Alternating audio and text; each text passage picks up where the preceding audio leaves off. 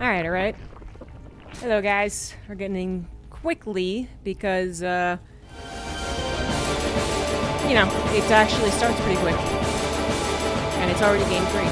So, bing bang boom. Mike Sixer starting the stream off with a tier 3 68 months. How about that? Grab a celebratory shot when this game is done, or if there is a lull, but considering that it's a 12-worker start, we got a lot of differences to talk about with the patch, and it's a ZVZ. I don't think we're going to have some downtime, so maybe after the game. No funny numbers, but we're very close to a funny number, which is very exciting. So we have top right Lambo, bottom left Raynor. As you can see, it is a 1-1 score. So they're pretty evenly matched on a... I was going to say a regular version of StarCraft, but then it feels like I should still be calling the live version irregular, you know? They were pretty evenly matched, I would say. Obviously give Raynor more of the benefit as far as the execution mechanics, but then you gave Lambo a little bit more of the consistency, as well as just the big brain. I can actually figure ZVZ out, and he's going to be one of the guys figuring out the 8-worker change the fastest. I know it's been like 2 months since we got 8 workers, but, you know, it's still going to be stuff to figure out. You know, it kind of shifted from what was our 12-worker old start to Raynor favored to maybe even Lambo favored. I'm not sure about that. I haven't checked their actual stats. So the point is, I feel like this is just indicative of them still being pretty close. You know, if you were going to match up Raynor against someone a year ago and say, okay, who actually has a solid shot? Obviously, some top names come out, which is, of course, Cyril and Clem and, you know, a couple of the Koreans, classic hero, whatever. But then Lambo would definitely be up there. And not because Lambo necessarily got, you know, the same type of wins, which you might just look at and say, like, well, that guy has a championship, that guy has a championship. Let's say, like, they're both even now. But because there's instead just a lot that Lambo seems to know about developing strategies, reacting, especially when it comes to facing his own race. Now, Raynor did just bust out a bunch of Lings, which Lambo was capable of seeing. I was checking out the patches mod, and unfortunately, I didn't get to Zerg yet. Nor Protoss, to be honest with you. I just looked at the Terrans while I was getting set up, as that was the first one, so it's not the bias. But we'll try and, you know, just pay attention and see what's different, and then maybe after, because it's going to get rocking and rolling here, as to what could have been changed for the Zerg to actually impact ZVZ. Which, you know, ZVZ, it's going to be a lot of early game stuff, so it's... theoretically, we might not see a lot, but patches mod actually changes a lot, including the very... Not the very basics like worker start, but some of the other basics. But anyway, it looks like it's a pretty normal ZVZ to me, though, to be honest. You did have a third hatch. It's a 12-worker start, so things got quick, very quickly. And then obviously we had a bit of a Ling flood. All things we would see in a typical 12-worker ZVZ. That third hatch came down around the same time as well. The Ling flood has forced Lambo into a defensive position. It didn't get a lot of direct damage done, finding a queen and 2 drones. However, what it has done is now seeing, hey, Lambo is not trying to defend and drone. He was defending while actually building into roaches. He purposely was not droning anymore. 7 drones ahead for Raynor. He could lose that amount and still be alive, but he's got to get some roaches of his own out, or a buttload of Lings. He is trying to get roaches out, and honestly, it seems like he's going to have enough. He also has an Overlord coming in for a little bit of harassment. If he can save this third hatch, which I really believe is quite possible... What is that drone doing? I wonder if that was on purpose, though. Okay, again, I'm going to check after. But it just looks like he has the same number of stuff. And it doesn't take a big brain to say, oh, well, the defender's advantage will kick in, and if you've got the same stuff, Lambo's attack isn't going to work, and then Lambo was down in drones at the start of the attack. Now, not, I suppose, a tremendous amount.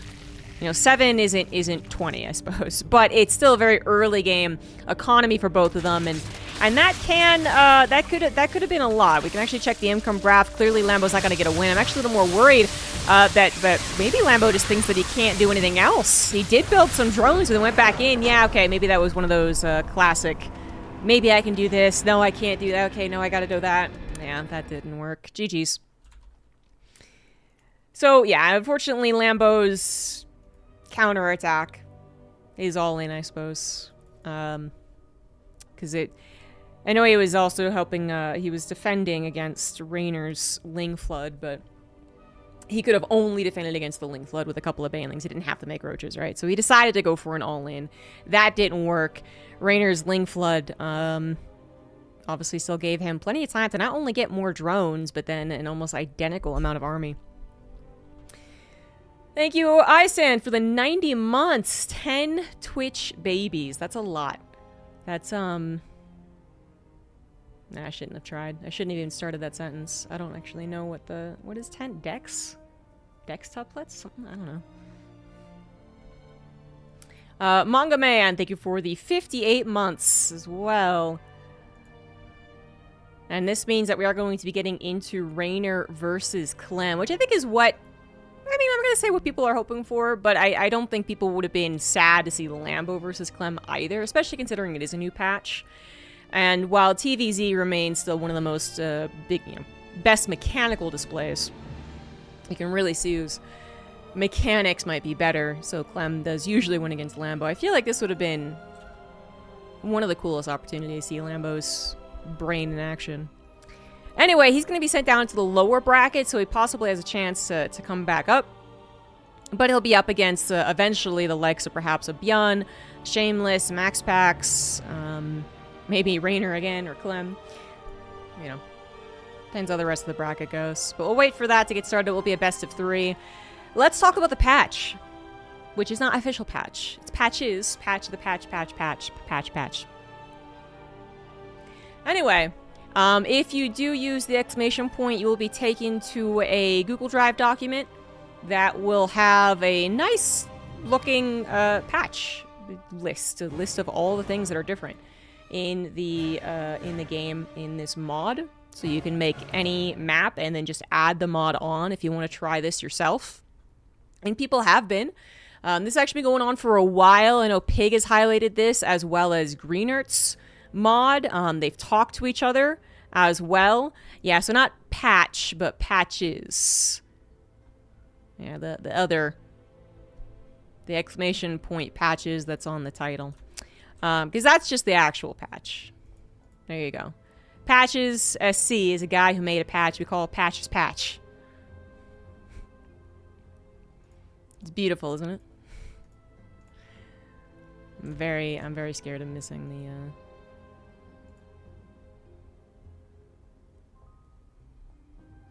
the invite.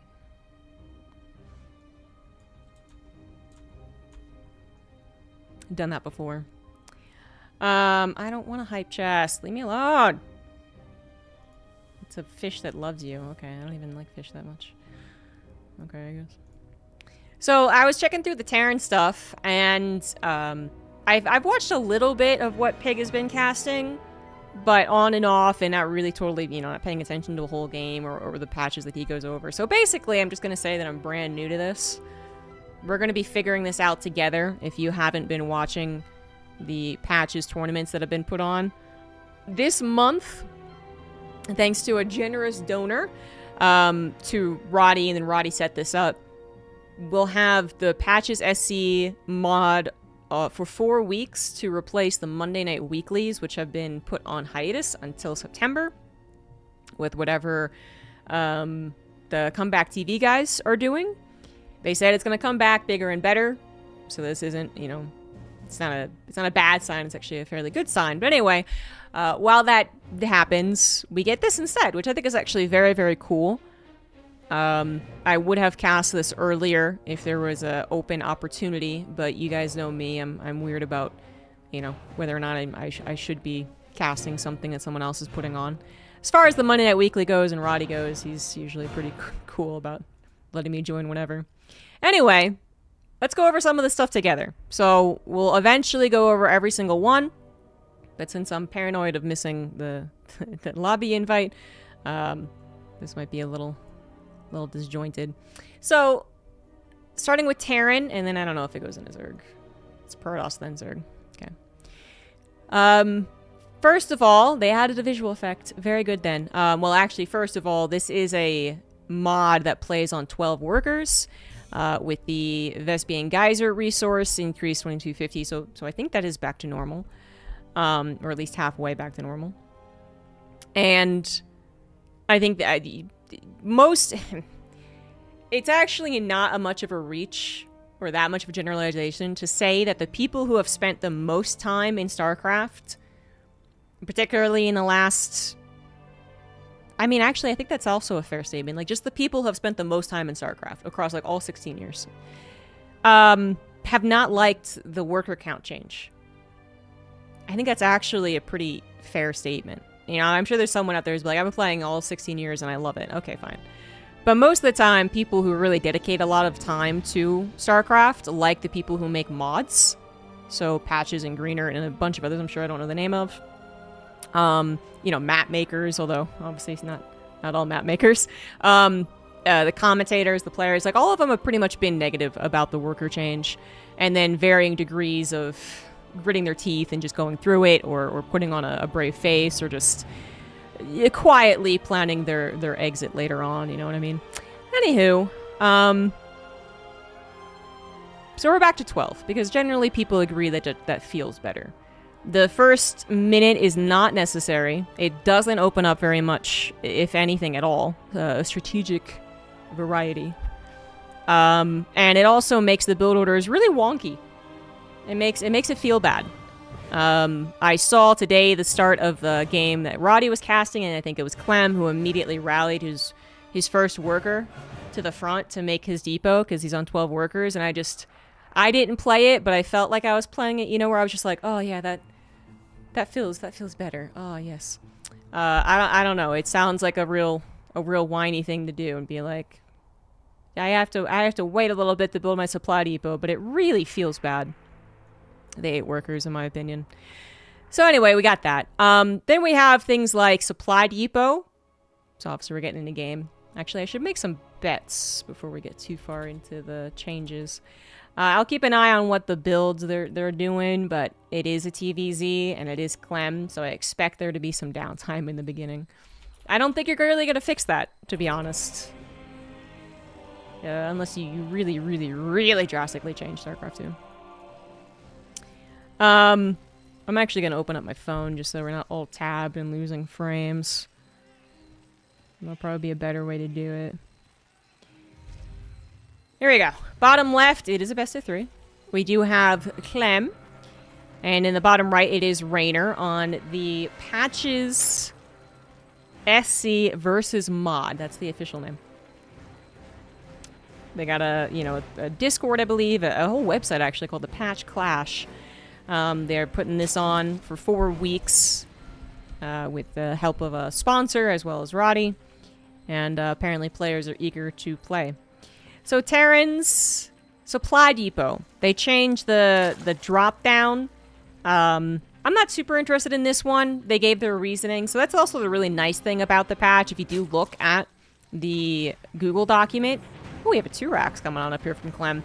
Is that you do get explanations, the goals of what they're doing with every change, or just about every change. Reactors and tech labs can all be salvaged if they're not on a barracks, which means that this is mostly a quality of life thing. You're still gonna have to take the time to actually lift and land, which non-Terran players will be like, oh, what a whiny baby. It's a big deal, okay? But once you do that, if you've misplaced an add-on, if it blocks a tank from popping out, if it just is useless, you know, later on in the game, you can actually salvage that. Wow. Okay, Clem is actually just going to one-base it. Okay, this is not what I was expecting.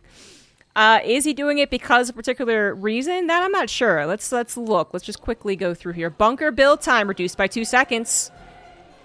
Bunker build time, guys. Not that he's actually bringing in SCV. This is not a proxy 2 racks as Marines.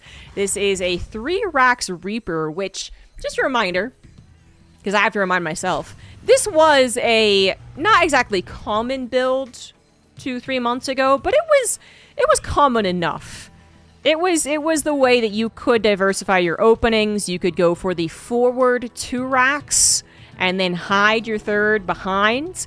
Now, you don't really hide it that long because the Overlord says, hey, there's no command center. You must have a 3rd barracks, or the command center's on the high ground. So I guess there's still a little bit of hiding. But very soon, Renner's going to be like, ah, you cheeky devil. And so the 2 racks Reaper would have been annoying, but absolutely manageable. The 3-Rax Reaper, well, now Raynor is going to have some trouble. He's either going to mess up and actually die, that is possible, or he's going to be delayed his 3rd for a very long time, which the more that it's delayed, the worse it gets for him. You got to kind of choose that sweet spot of actually getting the 3rd when you can, but not soon enough that you accidentally lose it, and not late enough that this Reaper opening is just doing a massive amount of damage. And the command center's coming up behind this, so obviously it's not an all-in. Spine Crawler was built. Again, this can get out of hand. Speed was not greedy here, so finishing around that 330 mark. And then we actually had an evolution chamber that finished. I don't know if that was impossible. What the shit is this? What the shit? All right, we're gonna look at that. So the Reapers presumably will not win this game. So let me just... Okay, the Barracks, new upgrade, accelerated training. So they actually... That's a late game thing. We might talk about that as we get up to 4 or 5 command centers. Command center supplies, just mostly changing the changes that official Blizzard has made, so I'm not talking about that. Mule can harvest Vespian, so that actually might be helpful. I don't know if Clem's taking advantage of that. Not yet. Maybe eventually. Okay, so the Reaper. The Reaper had been nerfed in the main, so a lot of what Patches has to do with these patch notes for his mod is just be very detailed about what has actually changed in the live, which is actually really annoying. Of course he has to do it. I'm not saying it's his fault, but it just... Anyway, so they're back to 32 seconds, which is what they were. Concussive shells... now additionally grant the KDA charge a slowing effect. Oh, I totally missed that. Oh, if you upgrade concussive shells. Oh, okay. Okay, they're trying to make the Reaper a little more... Okay, that's interesting. Alright, so then I didn't miss anything. Enhanced munitions for the Reaper. We didn't get any upgrades. It would grant Reaper a powerful anti-structure attack. And increase their pistol damage. But I don't think we're going to see that. But I like the attempt to put the Reaper into the mid-game, at the very least. Ghost, Widowmine, Cyclone, Hellion, Hellbat, Siege Tank, Thor. Okay, so not much else has changed for this particular opener. I think he just was happy to do a 3-Rax again. Raven was totally reworked. Almost everything has gotten a change in this patch. And then we got to get to Zerg, because what the freak was happening with those queens? Added Queen Rally Point. Ooh, that's actually really nice. Ooh. Hatchery actually changed its larva back to 4. So that's what it was with the 6 workers. The Reapers actually almost are getting surrounded. It would have been nice to have them, honestly. Having something like, what would have that been, 9 Reapers with your 2 medevac attack, that is so much extra damage. And the grenades are still problematic. That would have been big to save those, which means that it is big that Raynor was able to catch them out, reduce them just down to 3 Reapers instead. 3rd CC on the way for Clem. I feel like I'm back in like a familiar car or back home or something, you know? I just feel like everything's right. I'm just like, oh yeah, this is the timing. This is the pacing I want. Anywho.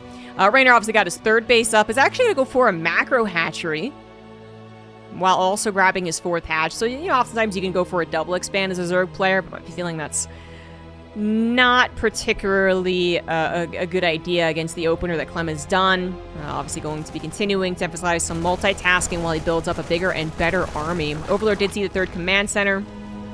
So even though it's only a single engineering bay, which could be a sign of aggression, it's still a 3rd, so it's not too bad. I think combat shields was quite late. That's unfortunate. But yeah, Raynor is going for a totally Baneling-less style. And so you're going to need a lot of larvae. I really want to figure out what these queens are, but I don't want to miss the action, because they're going to be on a knife's edge for a while. I don't think that either player is going to lose here.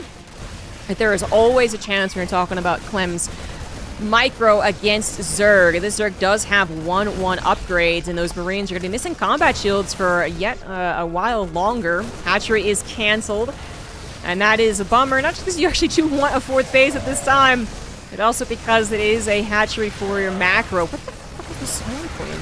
Fortunately, I can't hover and see what the hell this is.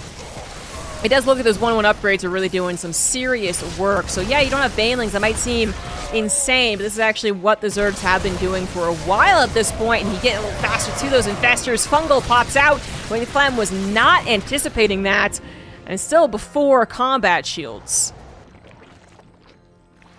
Clem is forced to leave. I think he would have been forced to leave with combat shields too, but he might have left with a few more units. And this game's heading to the late game. We got 3 hatcheries now. We are double expanding as well as a macro hatch. So they increased the base larva.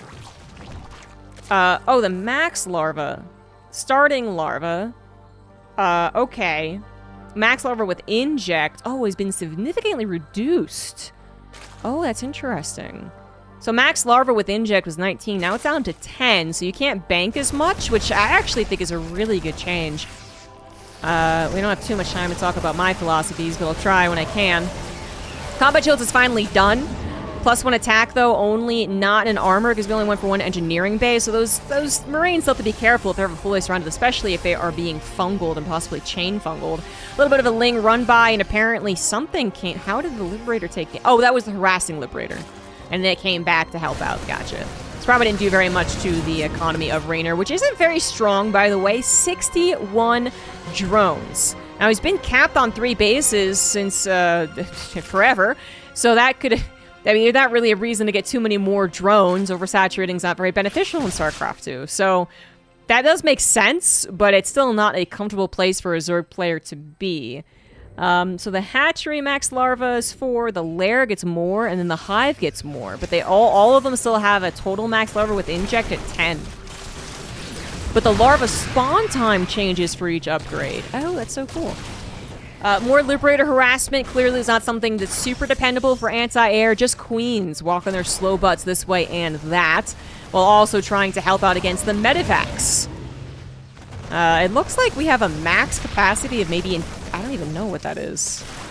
What is the slots for the infestor? Oh my god, there's so many changes for this. Like, I feel like Terran didn't get nearly as much. Yes, Terran did get some, but I'm looking at the Zerg and I'm just trying to keep up. So this hatchery is going to go down. Raynor once again lost his initial 4th. So that was twice that he lost his kind of first idea of a 4th. This is what I guess you could say his 5th. Also canceled. Still has plenty of larva thanks to the macro hatcheries, but really is going to need a new base very, very soon. This Ling run-by could be crucial. A lot of SCVs are going down, actually, now that 2-2 and Adrenal Glands has all finished.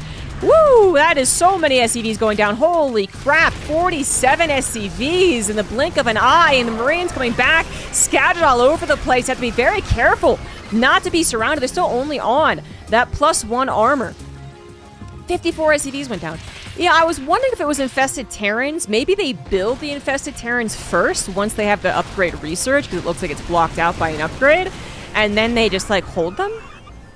Which is actually pretty cool. But 61, I mean, basically all of Clem's SCVs died. Now, that was a decently sized run by. Let's say that was 30 Lings, but I can't believe that was that much. Clem is going to die. Clem is definitely dead. Not only is his economy in shreds, his army is not particularly strong against particularly Ultras, which are being built. Now, there wouldn't be a lot of Ultras. But since he was going to struggle to build Marauders, it was enough. Wow. That was very interesting. Very interesting. So I really like this idea with the hatcheries. So what you got here is the upgrades for the hatchery to lair to hive gives you faster larva spawn time. In fact, hive gives you an incredibly faster larva spawn time. So you have a real benefit to... Yeah, a way faster larva spawn time. Okay, yeah. Because, like, the change... Larva spawn time, 9.9 seconds for everything being the same. That's the original thing. And then now in this mod, it's... Hatchery actually has slower larva spawn time. It was upgraded. It was slowed down by a second. Probably compensated other ways, right? Oh, no. Hello. Then the lair is from 9.9 seconds to 7 seconds, so almost a 3-second reduction. Then for Hive, you now have from 9.9, as is in the current game, to 3.5 seconds. I mean, more than half. That's incredible. So Hive really gives you, like, lickety-split spawn. Now, does that mean that you should get, like, a bunch of hives? Probably not. But I still like the idea a lot. What do I think about Zero Space? I think Zero Space is a really valiant attempt to make a good RTS. However, it's not a good enough RTS, because probably nothing ever will be. I think to like, reinvigorate the genre, or really create that big of an esports scene. And I'm not sure it's doing well enough for the company itself, which is quite sad. I don't think there's anything, like, really wrong with the game at all. I think it's actually a good game with good vision, and I like the RPG elements. The campaign's certainly good enough. The campaign could be better, I think, but, you know, the gold standard being StarCraft 2, it's hard to hit. It's just so hard to make anything happen in this economy. Or you can sign a petition to fire intern and hire patches. I would love it, man. I can't believe, because I assume that they know something about the engine to make these mods. And we've kind of deduced that the intern does watch Pig at least a decent amount, so I don't know. I think she's doing a YouTube video real quick. Me? What? Who? Reading the notes, I'm already looked. Yeah, I was already very impressed with the Terran changes that I read, which I can't go over because it's just we got too much to fucking go over. I still haven't gotten to the Queens, okay? Like, I still don't know what that was about. But I like the idea with the hatcheries. All right, so Queens went back to being 150. I guess hatcheries also went back to being 300. No, doesn't look that way. Yeah, okay. So hatcheries still a little cheaper then. The Queen's still a little cheaper, but they got their armor reduced, their ground damage reduced, anti-air is a little bit better, speed's a little bit better, transfuse can be used off creep again, and now they can morph to a swarm queen. It requires the Evo chamber, so that's why he built an Evo chamber. And it costs 50 minerals, 1 supply, takes 8 seconds, and a queen and a swarm queen, which has... I don't know if they have more health. Where's the queen here? Okay, they have the same health. They now have that extra armor that was taken off the queen. They're very slow off of creep. They get a huge detriment to being off creep. 3 supply. They're armored, bio, and psionic. They have brood talons, which good damage and range and attack speed, and brood spines. They have transfuse, devour drone. Consume a target worker to produce 50 energy. Cool. And they can build creep tumors. They get an upgrade off the Evo, which requires a lair. Subdermal creep follicles. Allows Swarm Queen to passively generate creep as it walks. Wow, okay.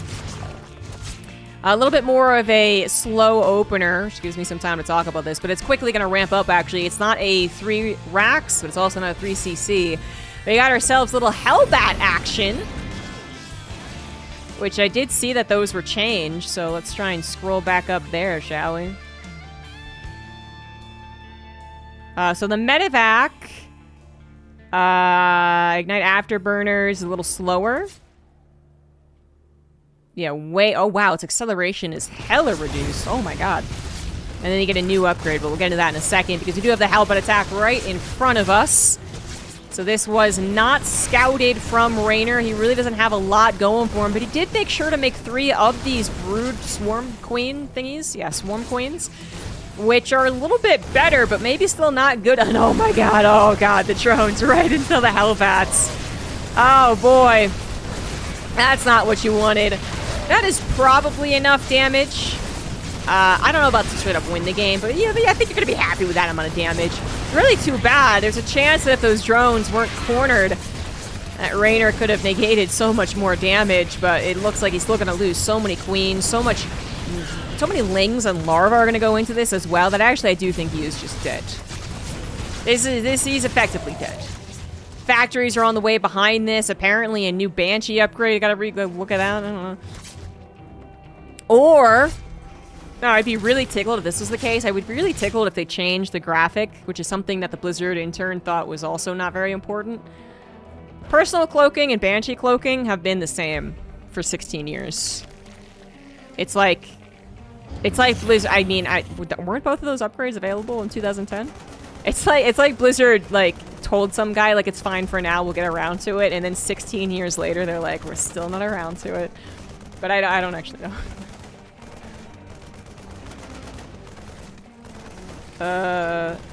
They get a new upgrade called Shockwave Missiles, but it requires a fusion core. I don't know if that's why he's building the fusion core. Upgrade the Banshee's attack to fire missiles in a line, dealing splash damage. That's cool. The Hellion, by the way... oh, Infernal Pre-Igniter grants 5 bonus damage versus shields, trying to make Hellions better against Protoss. And then the Hellbat was no longer bio. Oh. They also got more life. They are also improved versus Protoss. They're faster.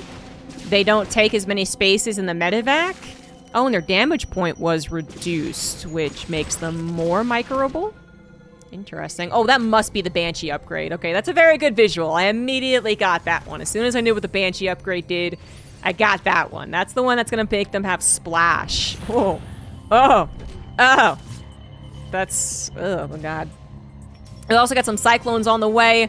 We're going for some battle mech, the inclusion of Banshees, but it's a little bit spicier with these types of Banshees. Cyclone is faster to build. Cooldown for lock-on has been increased, but you get vehicle weapons upgrade lock-on damage bonus. You get a bonus for their lock-on, which was not the case before. It no longer ignores armor, which I think is very fair. And it's changed from spell to ranged. That makes sense too. Lock-on damage bonus plus 10 versus all to plus 20 versus armor. It's a little more focused on versus armor. As Banshees continue to harass, by the way. And then they get a new upgrade called Hurricane Engine. Cyclone movement speed increased by a fair amount. Okay.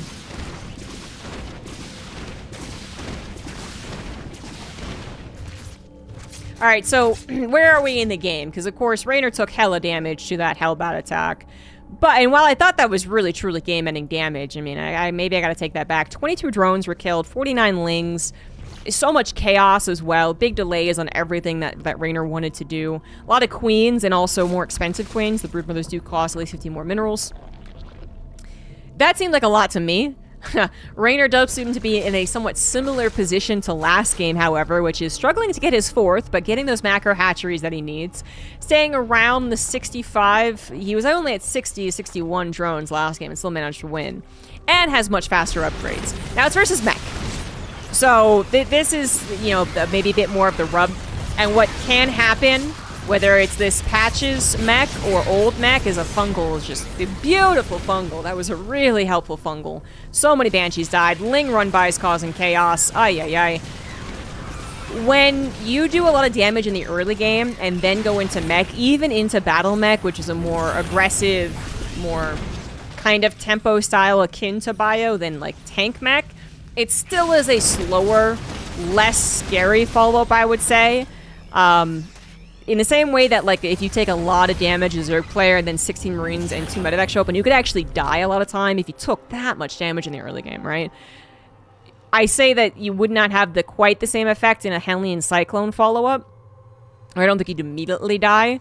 But, you know, that obviously matters how much damage it was. And how much you're able to anticipate that they are, in fact, going into battle mech. And, for instance, going into these Banshees, which I really thought were going to be more impactful, but fortunately they got fungled. Still have 3 of them and still building them as well.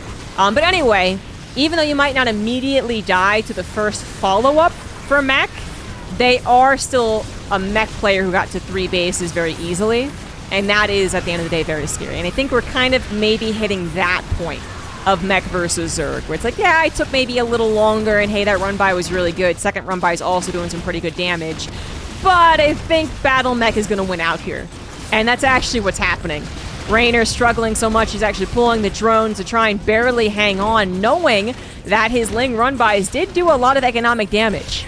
But we're talking about a 4 command center Terran, 3 orbitals, production already basically finalized, let's say that. They want 8 factories at this point, but we'll get there. That's a little bit too much. And Rainer, yeah, it does look like he's going to be losing game 2, despite some real strong effort to play through a game in which he lost 22 drones to a hellbound attack early on. Oof.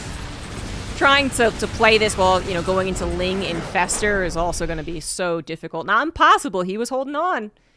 Let's say it was more like Ling Infester Queen, but still. But yeah, you ever find yourself reliant purely on those Lings, and you're going to have a bad time against a mech player.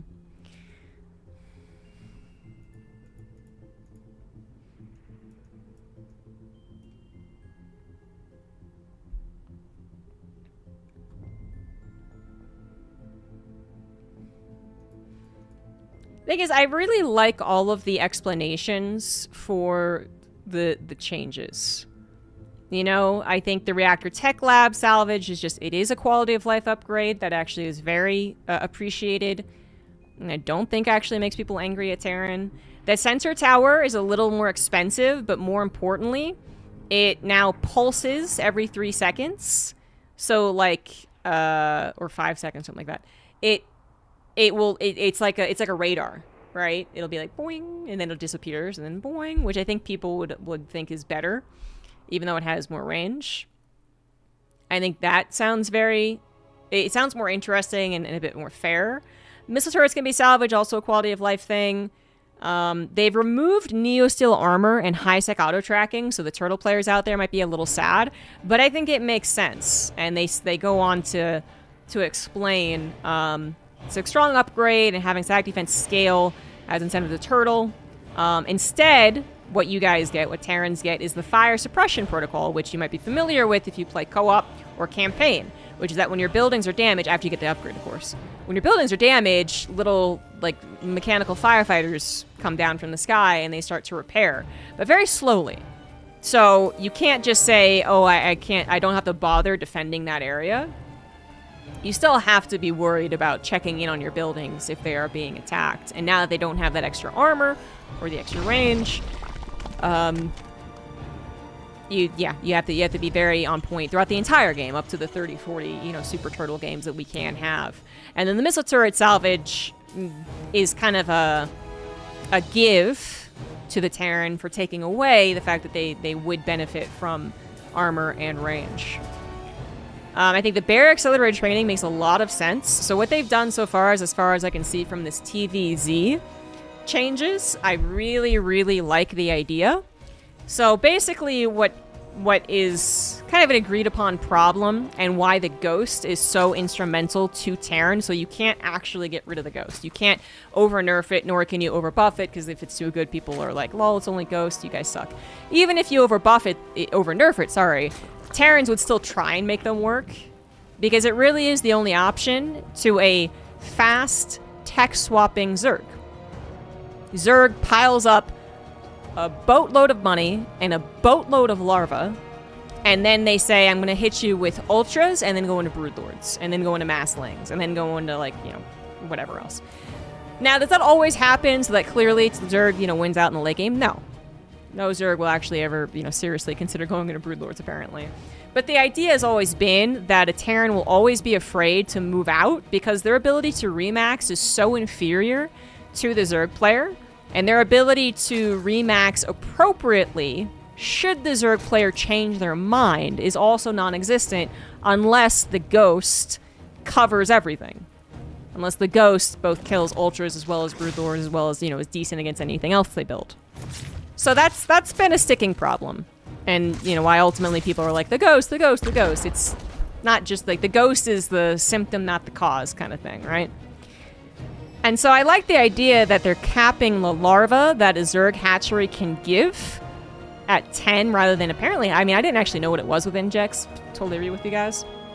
I know that when I looked back at my Zerg base, the rare times I played, at 30 minutes, my main base would have just like a ton of those critters. And I'd be like, oh, larva. Now, it's almost half. You're capped at almost half the amount of maximum larva with inject. So you can't really get away with saying, I'm just going to sit and build. I'm going to have plenty of larva if I really don't do very much. Even if they are aggressive and constantly trading. Like, you actually have to pay attention a little more throughout all the stages of TVZ.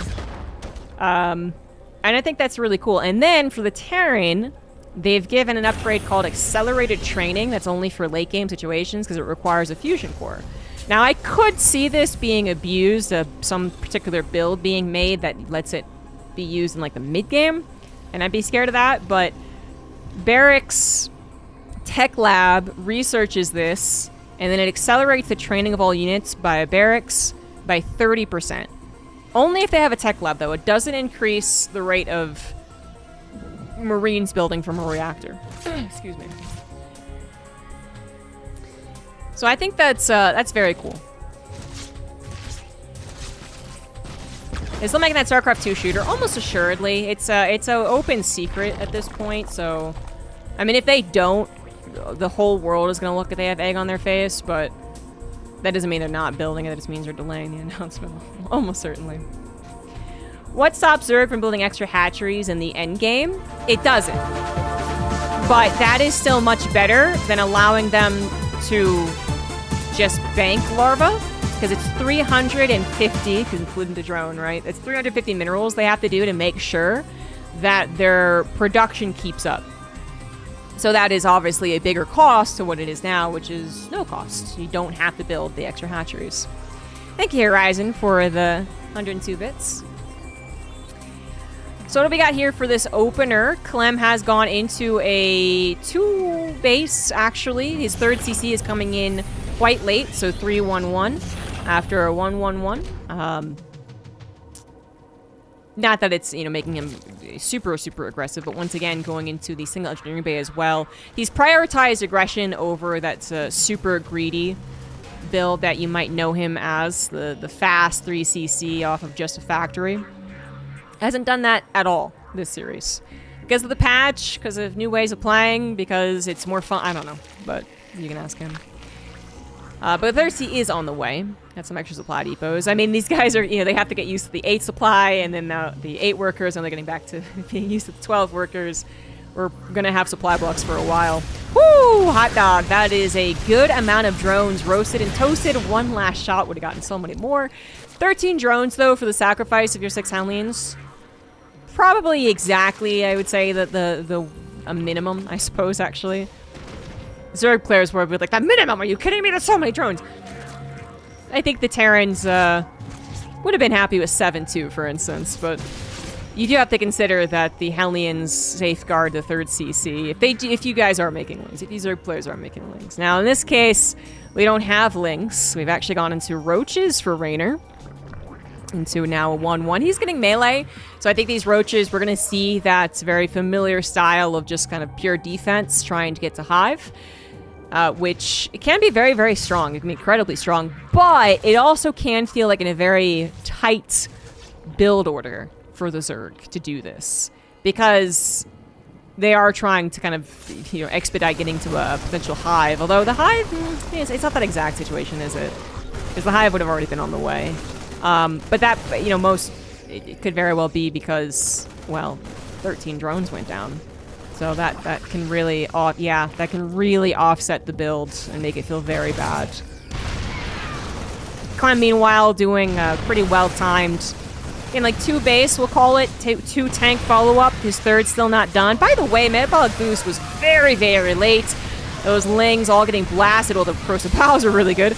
But the Lings getting blasted before they actually get any chance to jump on top of the Marines. Less than ideal. Fortunately, the Corrosive Vials were good and helped out against both the tank and the Medivacs.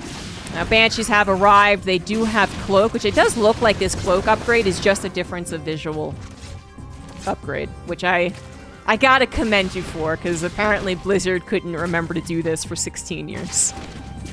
And all this is, it's like I think this might be like Nova's Ghost icon or something like that. It's just a very tiny difference between her old one. But it's enough to be like, hey, it's a little different. than Ghost's personal cloaking. Once again, Raynor forced to defend against Clem's aggression as he does rally his units across the map. His third is saturated at this point, so he can focus almost entirely on attacking. I say almost, because he does still have some infrastructure to build. He did go up to 8 barracks.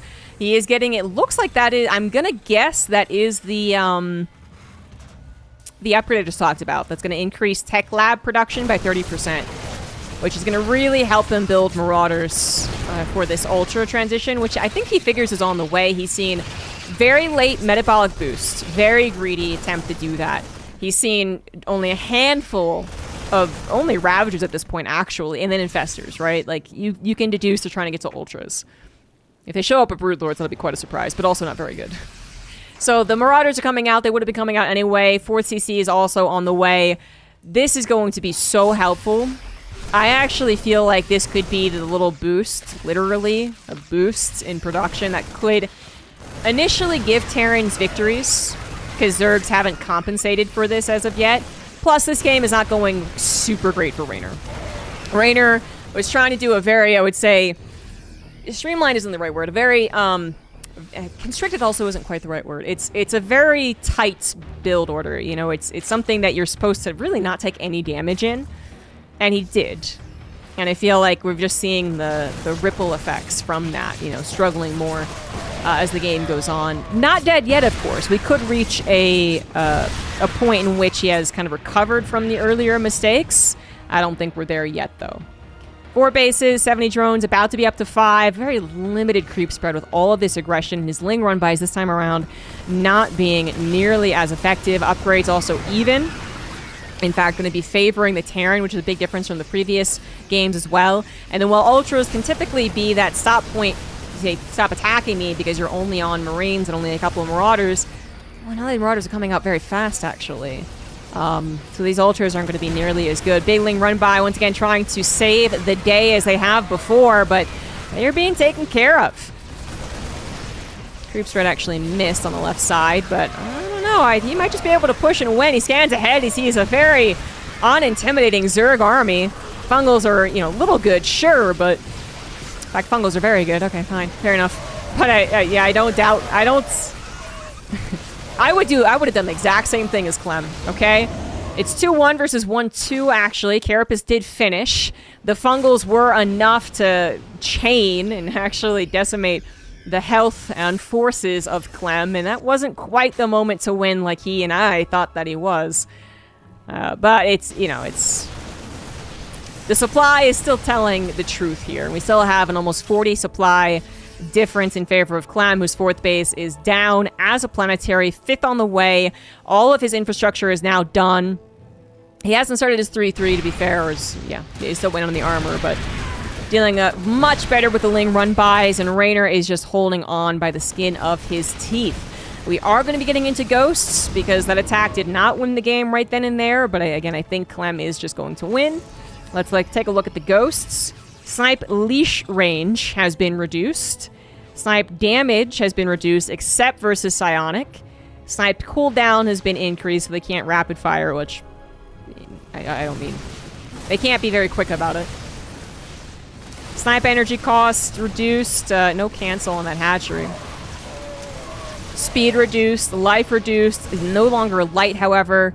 And weapon damage reduced except versus light, where it's been increased.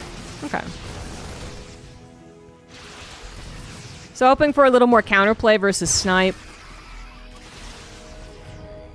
And then instead of being light, they have less HP. But again, still one of the most effective things you're going to find against a late-game Zerg. You could, you know, Kira was definitely showing a decent amount of games, really, where he was not going Ghosts at all, despite plenty of opportunities. And instead favoring an attempt to go into really, like, Mass Liberator. Perhaps some mixed results, but Ghosts are still kind of the all-reliable. But so is the nice concave of Marauders that are being built at an increased pace. Dodging the Fungals, excellent concave, all off of creep as well. A couple of Widow Mines, apparently with Drilling Claws? Yeah. And that is going to be it.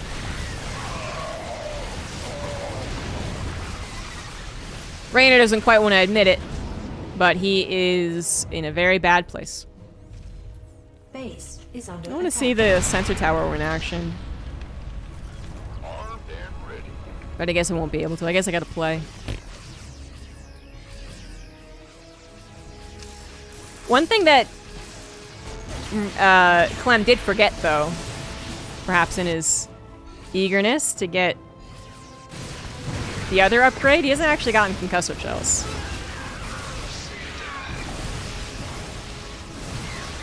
Concussive shells would have ended the game.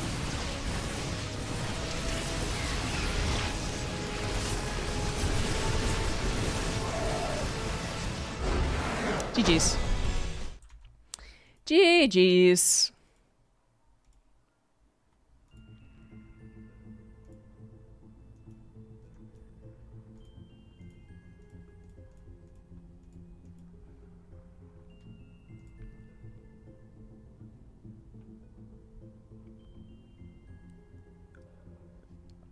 Yeah, the Reapers would get a buff if we got concussive shells.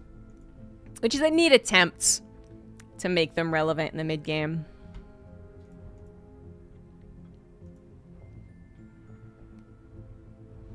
So Clem now awaits the winner of Max Pax versus Shameless. I don't know if that was held or anything.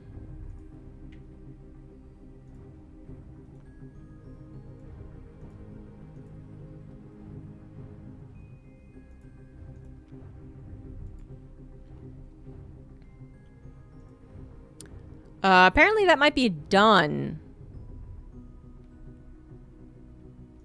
Or take misread. I don't know, it doesn't show any score to me, but take has a Shameless versus Clem title.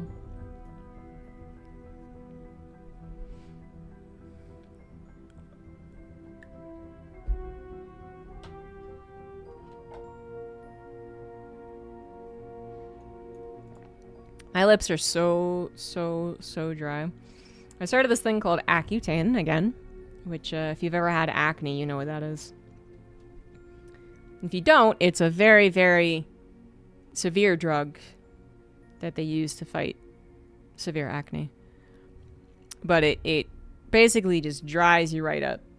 You just don't produce oil anymore. And my lips are already dry from doing Accutane when I was like 13 or something. But I forgot just how bad they get. And now I live in Colorado, which is way drier. I mean, you know, I could go hours, you know, I could go like half a day without busting out the Vaseline for my lips, but now it's like every half hour. I love medication side effects. Fortunately, you know, I didn't have too many other... I mean, people can have bad side effects, but, you know, that is basically what everyone gets. And then, I got a side effect that less than 1% of people get. Which is, they most likely... I mean, we never got, you know, a doctor to confirm this, but they most likely, Accutane, affected my nails. And how my nails grew. Some of you have heard this gross story before, but I had severe ingrown toenail problems from the ages like 18 to 24 or something like that. So I just got my matrices removed so that they don't grow. And apparently that's an Accutane side effect. So I'm the 1%. Woohoo!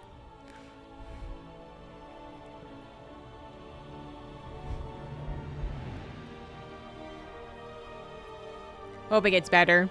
I mean, my adult life, I've never had, you know, great skin, despite trying to take very good care. So I probably could have gone on it when I was like, you know, 20, 24 or something like that. I could have gone on it again and probably seen good results. But you know, I really didn't want to.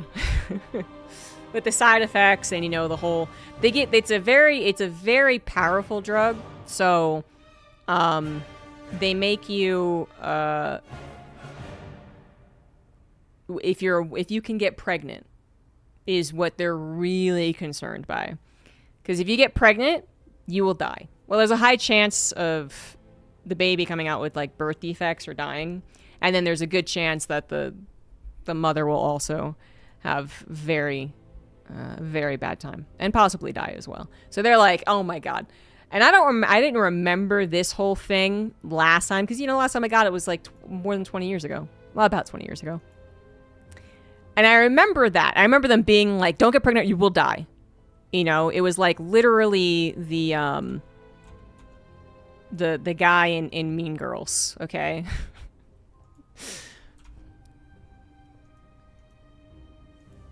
But okay,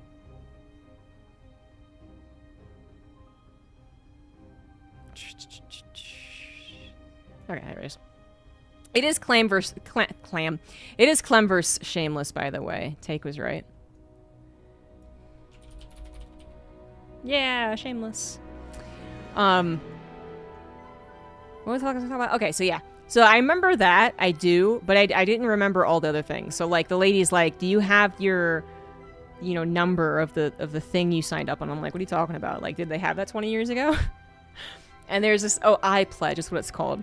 And they were like, yeah, I'm pretty sure. So I had to like get that sorted, where I had to call them and have to like them give me a number I was supposed to have like 20 years ago for this system where it seems like the dumbest extra precaution to me personally, but whatever. Where it's even more, it's like an official pledge to not get pregnant if you're on Accutane. Where you gotta sign up on the website, and you gotta give the pharmacist the number every time you pick up the meds, and you gotta pass their little like quiz where they ask you some questions if you've read the little document that's all about like what's the proper forms of birth control and what do you do if you do get pregnant and blah blah blah.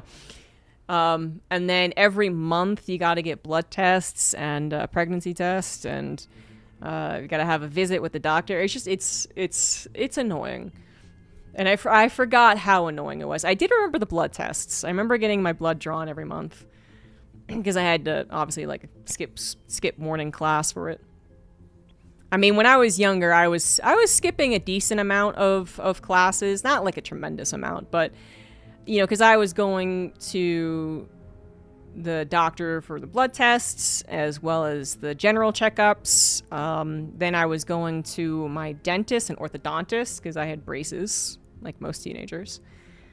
Then I feel like there was something else that I was doing that I had to go because, fortunately, I was a very good student. I didn't really need to be in class like a lot, as long as I got the homework and know what chapter to read. Like I was fine. And my mom knew that too. So, especially later on when she had a more comfortable job, I guess, like, she wouldn't just take me for like a 6 or 7 a.m. appointment, just before school. She would take me for like an 8 a.m. appointment. And then we'd go and get breakfast at like 9 a.m., after the appointments were done, and just kind of like leisurely stroll into school at 10:30 or something.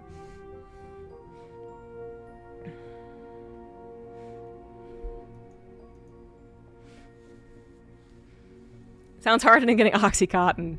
They are very serious. Of course, guys, people who can't get pregnant, they don't have as much, but...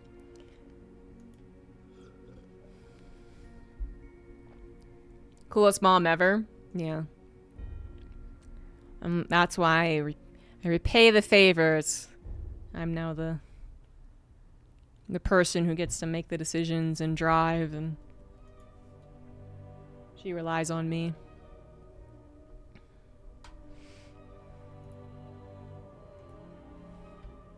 Anyway, I have been just running a story time here because Shameless couldn't message Clem, so Clem was just kind of waiting. I don't know if he knew he was facing him, and then finally he figured it out, and he was like, why aren't you messaging me? And then they had a whole conversation.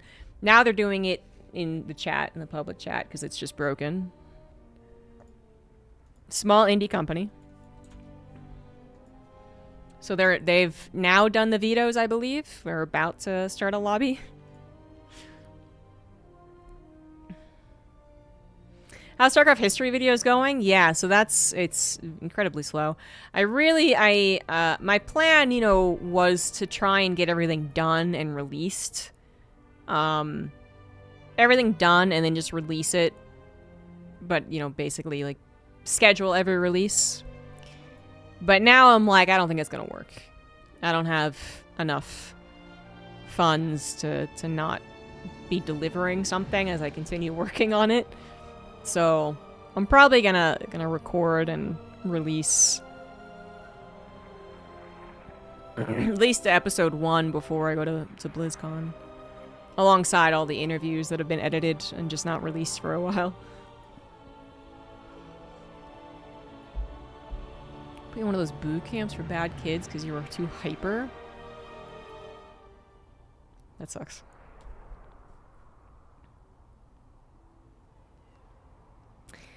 Well, you're gonna have to wait a long time for StarCraft 2's history lessons, because it's gonna be Brood War for a while. But alright, we're back into actual StarCraft conversation, so my medical woes aside.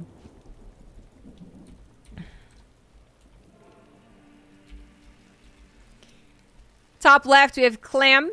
Bottom right, we have Shameless. This is the upper bracket finals. We've been having some fun watching this patch, but now we're gonna go ahead and watch a TVP, so a whole new batch of things to figure out. The Clem win 3-1. He won 2-1. It was a best of 3. As is this one. So what do we know about this matchup for the Terran side? Well, again, the Terran has some different stuff, just, you know, basic stuff like new upgrades for anything they're gonna use. But specifically for this, I'd say, for instance, the Ghosts is still useful versus the Psionic and the Shields. The Hellions and Hellbats are now better versus Shields. I don't think that'll influence anyone going into them for, like, a actual unit composition, but it might. You never know. Widow Mines. Their build time has been increased. Their splash radius has been increased. Missile lock-on time. So they buffed the Widow Mine, if you guys recall, in this recent Blizzard patch, and people were like, why did you do that? Now that's been reverted. Drilling Claws has been moved to the Armory, and it costs more. Burying a Widow Mine no longer sends the under attack alert to nearby units. Not sure how happy people are about that. But now they get the Shredder missiles. Upgrades the Widow Mine's missile to reduce impacted units' armor by 2 for 5 seconds. Huh. That's interesting. That's a unique... So it's basically an anti-armor missile now. A very short anti-armor missile, of course. But yeah, okay. I don't mind that. I'm a Terran player, though.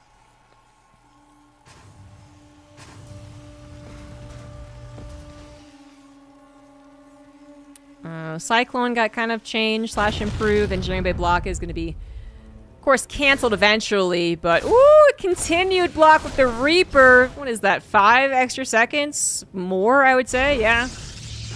And the Reaper might survive. I tried. There's a very, very slim chance that the grenade will stop the Adept from attacking. Will bop the Adept the right way, and the Reaper will actually escape, but that wasn't it. But a nice big delay on the Nexus. High ground command center for safety as Clem goes into a pretty standard 1-1-1. Now you might be wondering, what changes have Protoss had to him? Well, I'm getting there. By the way, the Raven was totally reworked, and I have not yet seen what the rework was. So the Nexus, let's talk about that. First of all, it no longer has energy recharge for shield wrong one. For sentries and High Templars. It removed energy recharge. Removed strategic recall. Can now chrono boost on an assimilator. Can now chrono boost on any unit structure with energy. Oh, so it kind of has some energy recharge, but obviously not the same burst recharge. Chrono boost now increases energy regen by 150%. Corona Boost can now stack like Queen inject stacking. Quality of life. The Adept build time, I think this is actually just... I don't know what changes are these, just reverting the god-awful 8 workers patch, or is actual change. Couldn't tell you. But a lot of the gateway units have their times changed. Warp gates, ditto. Units now... Oh, warp in rework, though. This is...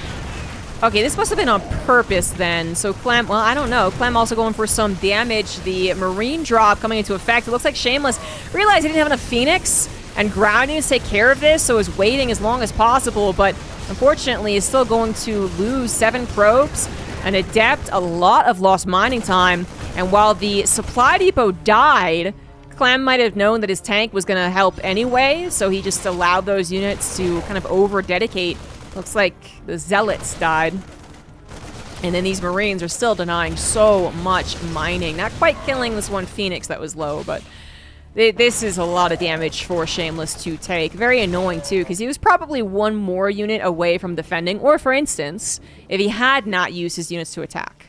Hindsight 2020. But yeah, that's took a very long time for Shameless to clean up, and he's not going to be super happy about that. But the Phoenix, I believe, are different. I wanted to get to that. But yeah, the warp in, I think, is important as well. Shit. Units now warp in without shields. Warping in a warp conduit pylon warps in units with shields. Okay, so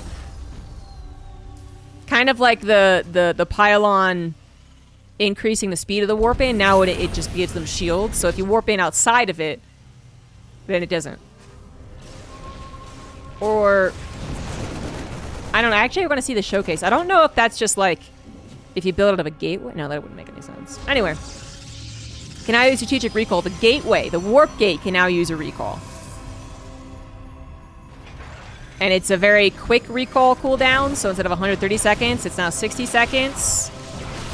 It takes a little longer to recall as this Liberator is taken care of, but after killing an okay amount of probes, some Vikings have actually been produced, are being produced. Now, Clem, you know, Clem was actually doing something before the 8-worker patch. He was going for some 2 base all-ins versus Phoenix players with Vikings. You guys remember that? It was a bit odd. And it mostly didn't work, if I recall correctly. I wonder if he's back to doing that. I don't know, he might be doing it with the 8-workers too. I don't know. But yeah, it's not a very common thing to do. There are 2 base all-ins that exist against Protoss who are doing Phoenix builds, of course. There's some early 2 base all-ins, the type where you do just send, you know, 1-1-1 and then a lot of SCVs across the map. There is a later one that is really old, and I think it's old because it's not good, which was to build at least 2 medevacs and then pull the boys. 2 medevacs and then however many Vikings, I don't remember. But then pull the boys. And then Clem seems to be doing one where he just literally does no medevacs.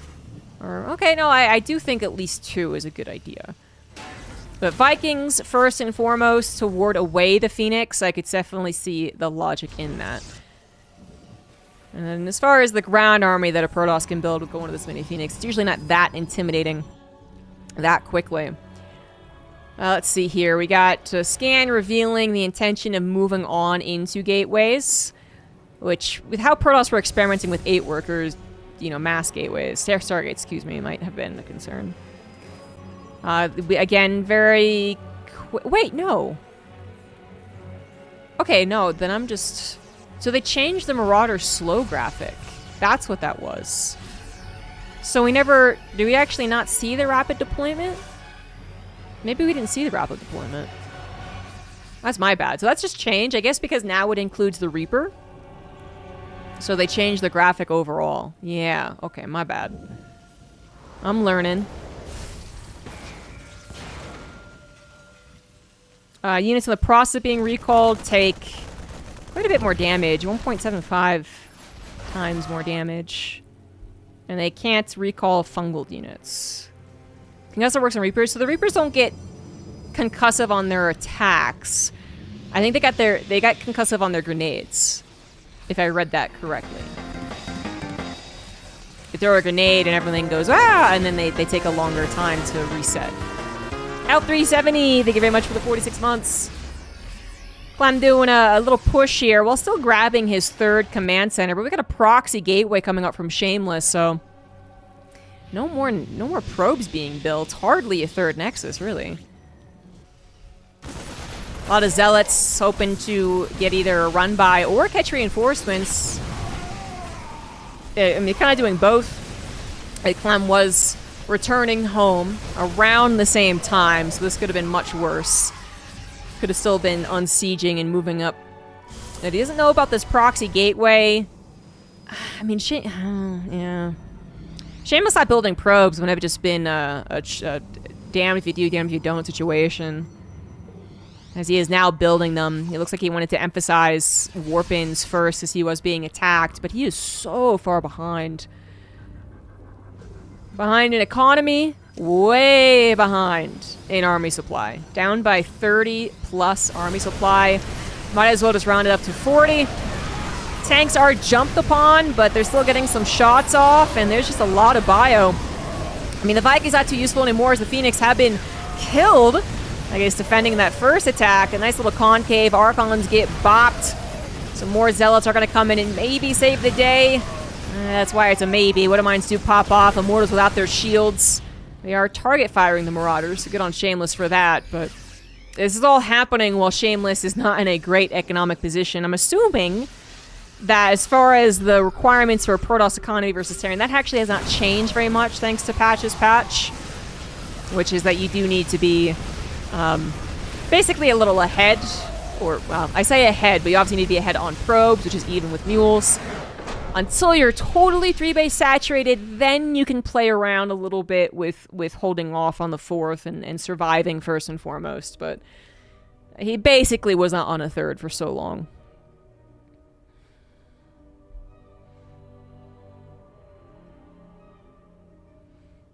Longer stuff feels rewarding and woo, interesting, I know. Hot damn, it's 47-ness! 47-ness coming by, dropping down 1,000 bits. I was supposed to get up and get a drink for Mike's T3 earlier. I'd get 147-ness as well. I do have a cat in my lap. And he has missed me. I've been gone. So you're gonna have to remind me once he moves.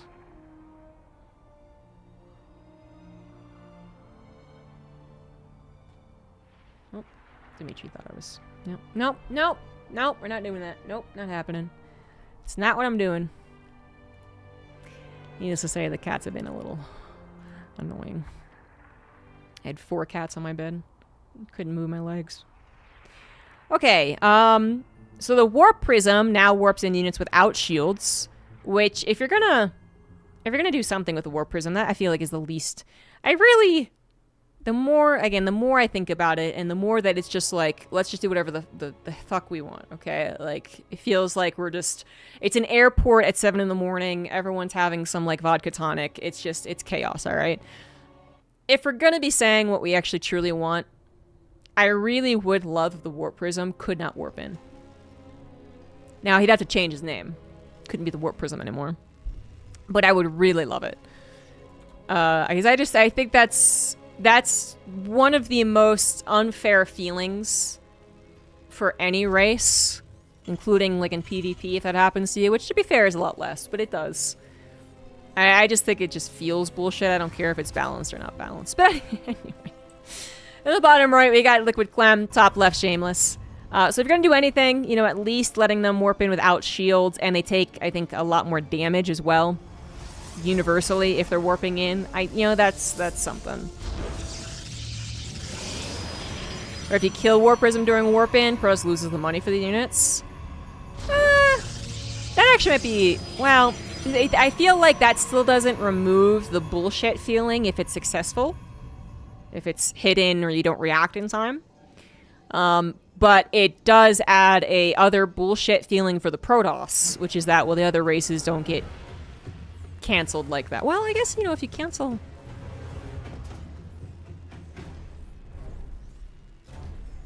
I guess Zerg kind of does. Well, anyway, I don't know. I don't like it. It is more commitment. You're right about that. Shield battery starts with more energy. Pylon sight reduced. I don't remember it being increased, but I guess because it was such a small thing, I didn't really care. On top of all the other bullshit we got.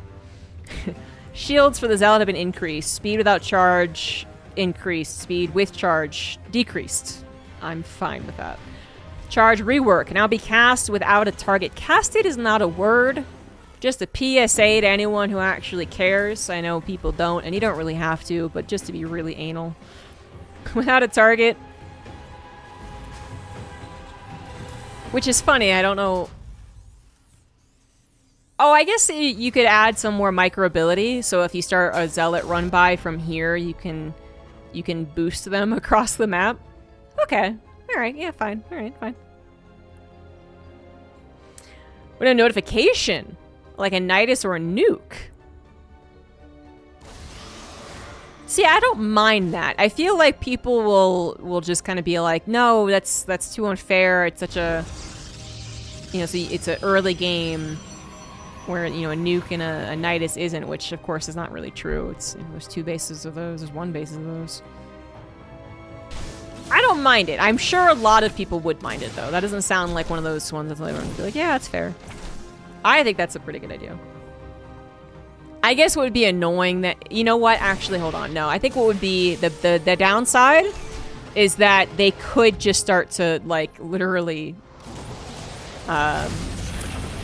change the warp prism from warp in and not warp in, like, at home.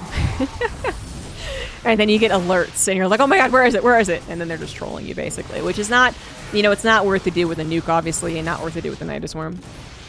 The Marauder opener is interesting. I mean, it's not unheard of at all, but we do have to talk about it because what it's covering is more interesting. And it's covering a very fast 3rd command center build. Shameless does finally get his probes into his natural. That Reaper did a good job of harassing. A little bit of a delay on this probe production. We got Charge coming out, which might seem a little odd, but Charge first has had its experiments. What's more important is that it's a Dark Shrine, and then Charge. So this is a very big risk that Shameless is taking. The Dark Shrine, if it's scouted, doesn't do a whole lot. That sucks. The Charge, let's say the Dark Templar do enough damage to be said that they're warranted, as the Marauders show up and kill a Stalker here. Charge first still leaves you with a lack of flexibility. I wonder if Shameless is going to all in from this, as he does have a proxy pylon up. He could add a gateway later on. But we'll see. Shameless has no idea that this is a 3 command center build. What he saw was a barracks and a couple of Marauders. So that leaves a possible 3 racks. That leaves a 2-1-1. That leaves a 1-1-1. There's still a lot of possibilities. Around 440 seconds, we should be seeing like a medevac drop come in. We should be seeing the 2-1-1 if it was a classic, I guess, one, like, you know, a little bit later, but ooh. If you are going to be facing Protoss, a timing you would like to know is around 4:30 to 5 minutes as a 2-base DT build. So good of Clem to be wary of that. Because I don't think he scouted it. No, he didn't scout it. But he was looking. And he has 3 command centers. And this is possibly the worst news for Shameless. Because even if he forces a scan, you got 1 more mule than you would usually if you were forced to scan. So that's a bummer. That's a bummer indeed. Because Shameless also got a little scout there, and he did see that it was a good amount of bio. So 3 racks with that amount of bio. If he was really paying attention, he'd probably figure out like, hey, this was a 3rd command center. If it was 3 racks into 3 CC, I'd probably see a lot more bio somewhere. You'd probably see the attack already, actually. So he does this cheesy DT build. It's very ineffective up against someone who is rather greedy.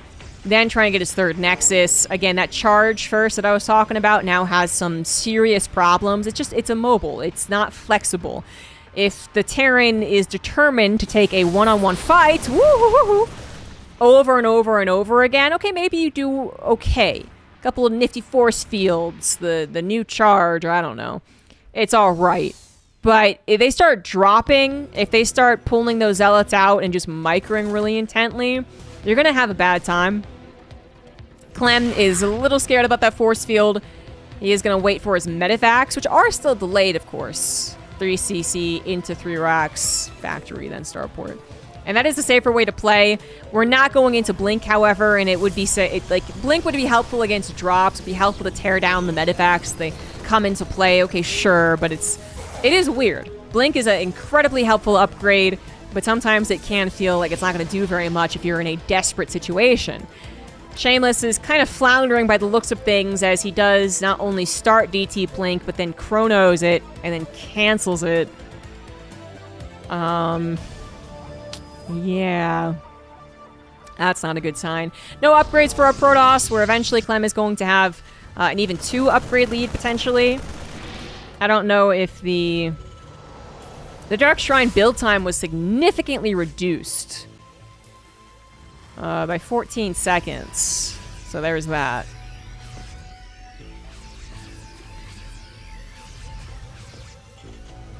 The Stalker would get an additional upgrade beyond Blink if he went for that.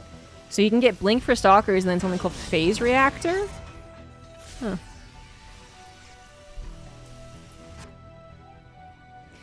I think he did just cancel it because it was seen. If you don't know. If the eyes are glowing, then they're researching. But that still doesn't take away the fact that I think he's floundering. There's nothing going right for Shameless. So maybe floundering is not the right word because he's still doing things as fast as possible. He is still deciding, okay, I can't do that anymore, cancel, let's go somewhere else. But it's not good. He is alive, going up to 4 bases. Clem is so totally content, though, at home. He's got a bunker at the 3rd, even a bunker at the natural. Ghost being built, 4th command center. Again, those upgrades, which Shameless will eventually catch up on. He's cornering the hell out of him right now, trying to get to Colossus as well. But Clem does have a 25 armor supply lead, an upgrade lead here as well. About 15-20 seconds, gonna have another upgrade, and that Archon gets popped. Widow Mines could get a good shot. Some on the backside coming through. That's nice maneuvers from Shameless. Try and hold on. And it is going to be enough Zealots by the looks of things to start the fight off, but eventually they will wear thin, and can Shameless actually produce those once again? While also trying to get everything he does. Ghost coming to play, a couple of EMPs help against those Archons. Shameless really just powering through right there, knowing that this would actually work out. And Clem is forced to withdraw completely. Now it's still a bit of a... The actual action that we just saw is kind of a lie, where it looked like Clem was on the ropes. He just had to consolidate all of his reinforcements and get into a slightly better position, which he does. So he still has actually double the army supply of Shameless. Shameless just now getting to, I think, a really solid economy. Now he's doing it while fitting in some crucial elements. He fit in double upgrades, almost. He fit in Colossus. And a second Robo, too. Oh, so much for the Colossus. But I think it's just too far gone. Shameless still down half the army supply. Colossus dies first. Then the Zealots run into the handful of Widow Mines. A Mortal Shield gets popped before Clem starts to micro.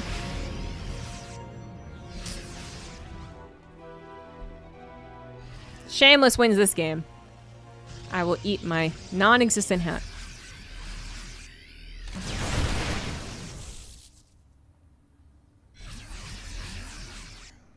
The Archon had an ability. I don't know if we saw it in action. I think we're watching the death throws here. Oh, yeah. Oh, that blink. Oh, that blink was so ill-timed. He was like, yeah, I'm on the... Oh, shit. There's so much more. So many more reinforcements came in to obliterate those stalkers. GG. Clem 2-0 Shameless. And now awaits the loser's bracket. Needs to wait for that to finish. So apparently the Archon had trans phase. It's a little bit faster too, but effect phases for 2 seconds after a short delay, allowing it to move through units. So if an Archon has ever been stuck behind units, that's for you.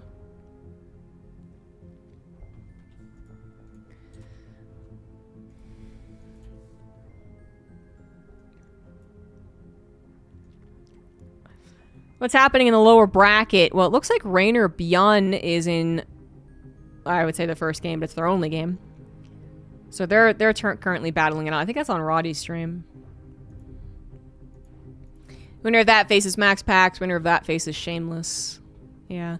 Beyond Rainer in a 18-minute game. Mech versus Zerg.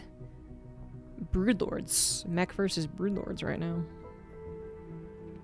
So it seems like a good time to go over more of the patches.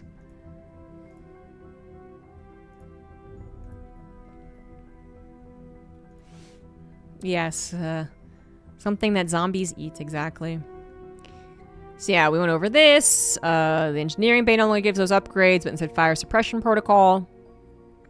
Barracks get accelerated training, which I guess we didn't actually see. I thought we did, but that was just the Moonmarauder slow graphic. The factory can now produce Thors in their high impact mode, so not really a big deal. Command center just goes back to being, well, I guess the cargo space is actually just straight up different. Hold 8 SCVs instead of 5. The planetary fortress gets reverted because they took away the armor upgrade. Improve it in mid-game, keeping it nerfed in the late game. I think that's fair. Mules can now harvest Vespine. Reapers, like I was saying, they get these concussive shells basically now, which grants their grenades a slowing effect.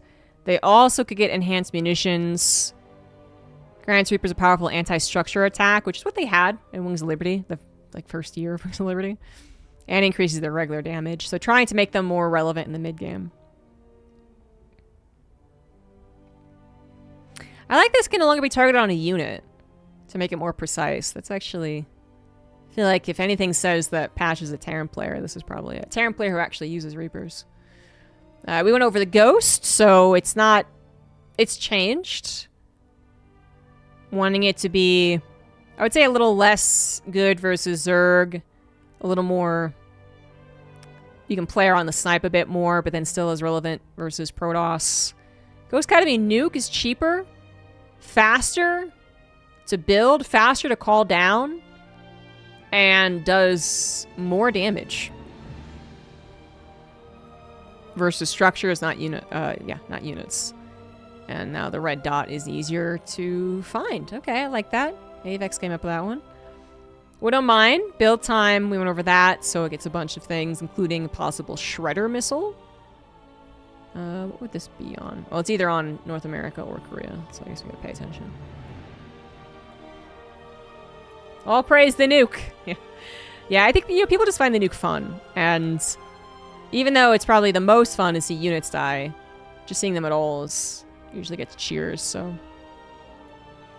Making them more effective against your infrastructure is a good idea. The Cyclones we went over. I don't know, like, speed increase isn't very exciting, but I can see why they would do it for the Cyclone. It brings the Cyclone and Hellion movement speed closer together. Hellion's and Hellbat's better versus Protoss. And just kind of better in general.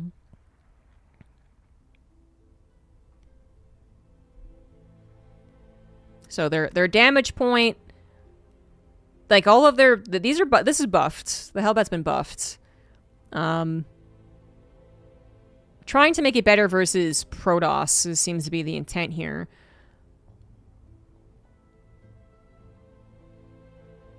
But they're not really considering it versus they just made Hellbat attacks way better. Red dot turns into red spot. The siege tank I saw was upgraded. I had no idea what. Automatic retraction.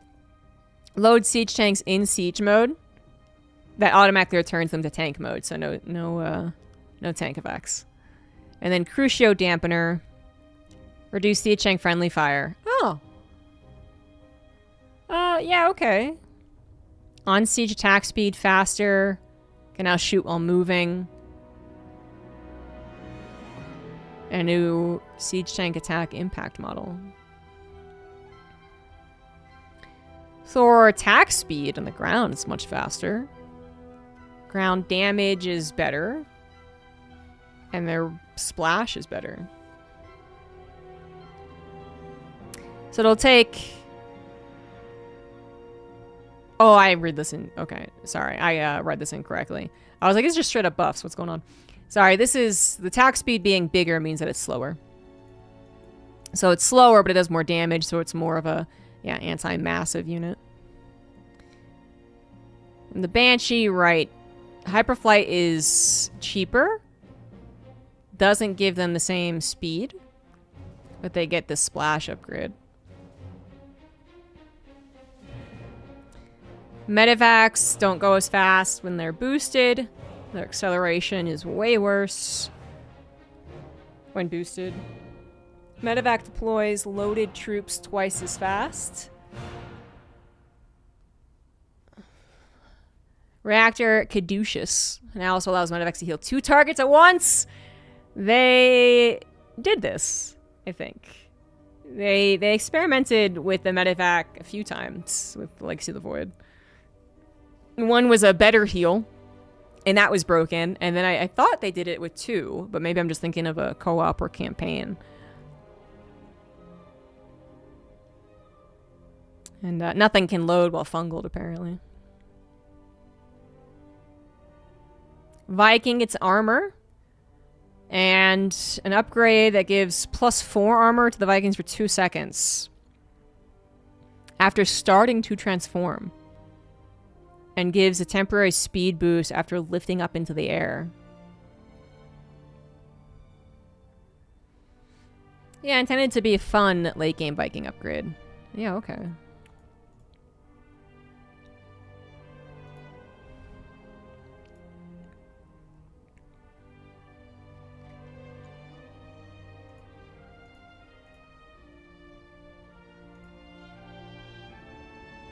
Gets the upgrade.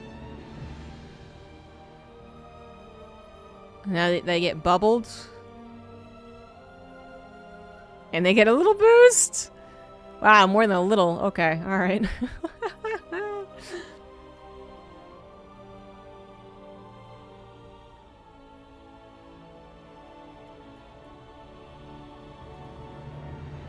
So they don't get the boost when they ground themselves?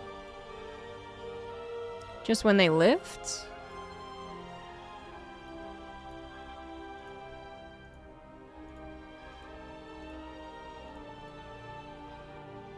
Yeah, just when they lift. So the Raven got totally reworked. Costs less gas, takes less time to build. More health, less armor. Slower. Doesn't need a tech lab. Auto turret lasts longer. Doesn't have as much health. Interference matrix. Costs more. Takes longer. Takes more energy. But now it also slows the target's movement speed by 50%. No anti-armor missile. But now it has repair drone. It's a repair unit at rate of 13.6 HP per second. Repair drones. Repairs units. Is it just and then they did add the phantom auto attack. That seems fair now that other spellcasters get it. I assumed the repair drone only affects mechanical. Yeah, friendly mechanical target. Well, a science vessel only repairs in the campaign.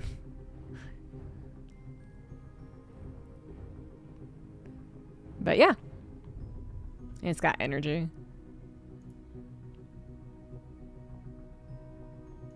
Cute.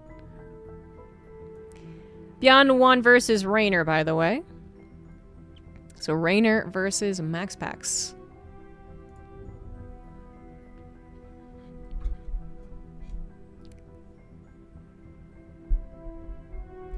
Liberator sight range back up to 10. Anti-ground range bonus up to 3. Anti-ground now prioritizes units with higher max HP. Threat, then workers, highest max HP, eggs. Oh, okay. If it's beyond versus max packs, we gotta change regions.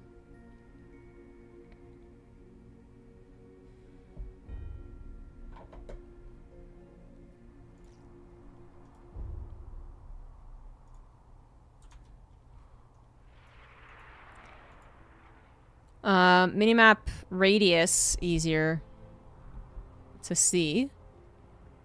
And new missile and impact models.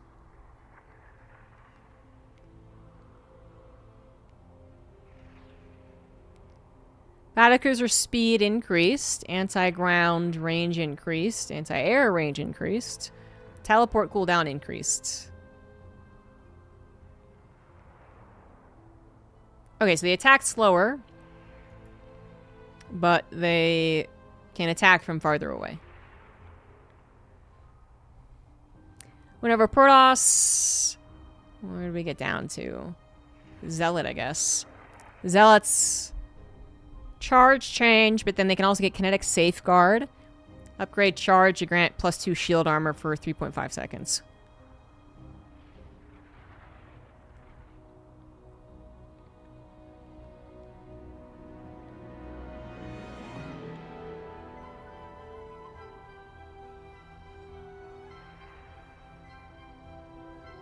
I don't know how much skill expression has been really improved, but okay. Adept. Damage more even versus everything. Life increased, shields decreased. Amplified plating. Increased the Adept's life by 20. God, the Adept also had so many changes. In the beginning, like into the Void. I don't know if that was one of them. Protoss ground weapon upgrade bonus. Reverted.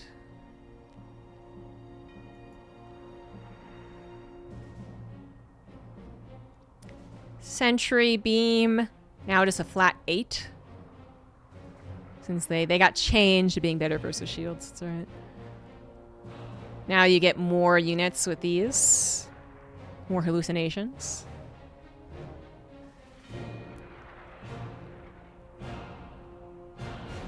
Oracle's cheaper. Stasis ward is back to taking forever. If you remember, that used to be the case. Like this... You would see Oracle stasis traps everywhere before they nerfed the time. It was funny. It was actually kind of funny. Beyond versus Next X.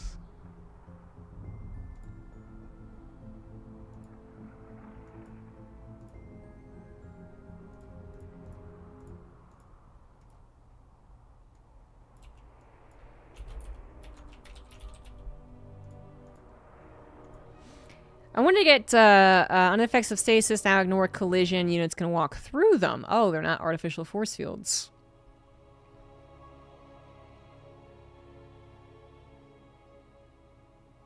I don't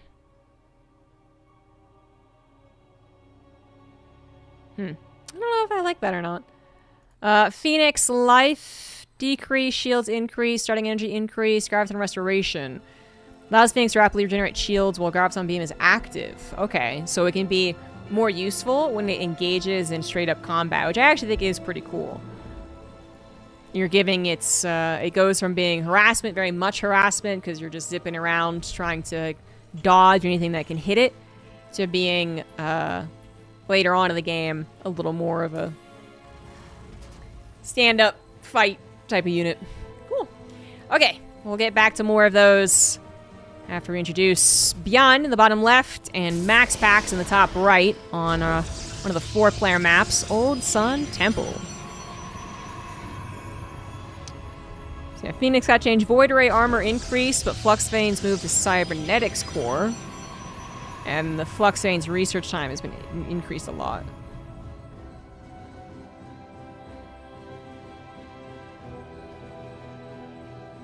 To encourage more diverse air openers that forcing commitment to Sky Toss.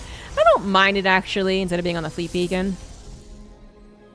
I do think the Void Ray is a unit that, if it is good, it is not fun. And I don't think this made it any more fun. Dark Shrine, much faster.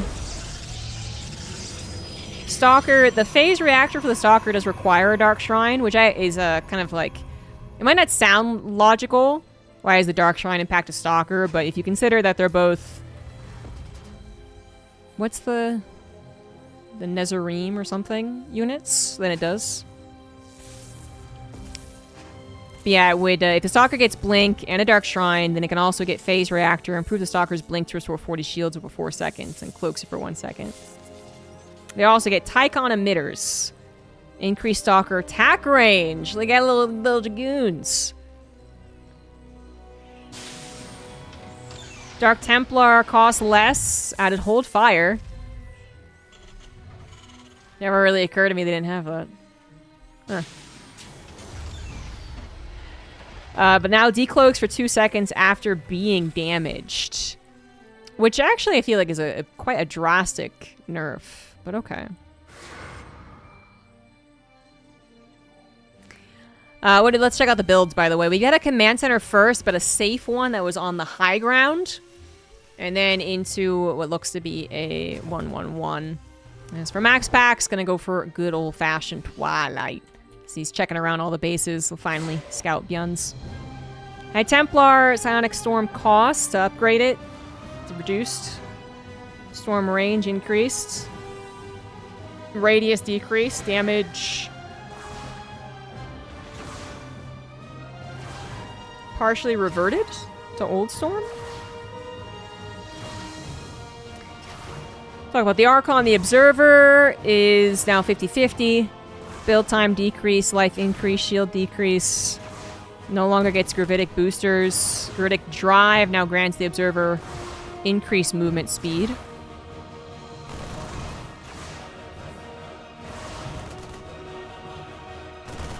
Sorry, what's the difference? Wait. Is Gravitic Drive the one that impacts the Warp Prism too?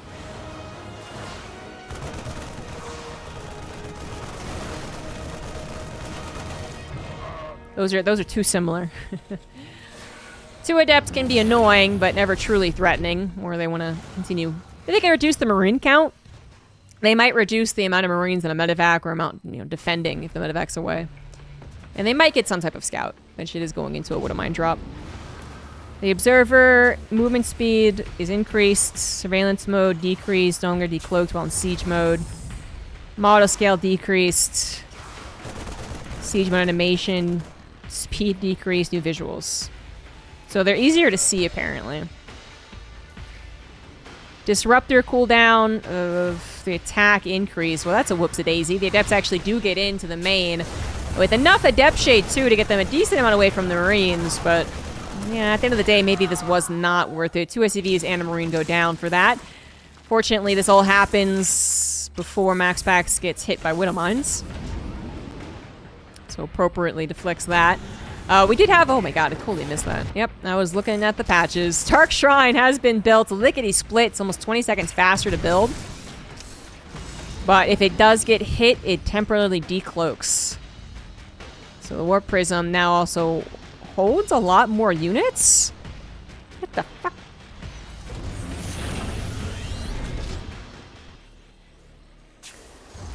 This DT will come in and go out. Come in and go out. A Raven was built, so again, it's a bit different. It's easier to get to without a tech lab. And the Warp Prism is actually going to die. No recall available. Well, the recall is on the Warp Gate, so I feel like it was available, but I don't know the specifics. Mr. Chaz, thank you for the 51 months. How we're doing? We're having a lot of fun with this. Trying to learn this patch. So the DT might have been 3D. Oh, I thought it was only 1 warped in. Okay, 3 DTs then. 2 just dying immediately. Well, that probably wasn't so worth it then. As Bjorn's medevac drop didn't do much itself either. It still is technically favoring Bjorn on the resources lost. But this all happened while Max Pax was establishing a 3rd base and saturating it. So I think that's the really, really good news for the Protoss, who is going to find their rather comfortable state of being 3-base saturated before they have to truly worry about what Terran is throwing at them. And it's such a large map, too, that if whenever Bjorn's ready to go, it'll take a while. It's gonna have trouble here. Double Engineering Bay, which is not super common in this matchup without 3CC. A little Viking harassment. Wanted to go for the probes, and it might have clicked on the mineral probe initially, which is why the Viking derped for trying to go for the gas. Or the gas probe went into the gas, whatever one. And a little harassment off to the left, too. Stalkers with Blink. It is Max Pax after all. charge +1. Another Warp Prism has been built. I don't know if he'll get to those Stalker upgrades eventually, but hopefully he knows about them, because it would be cool to see.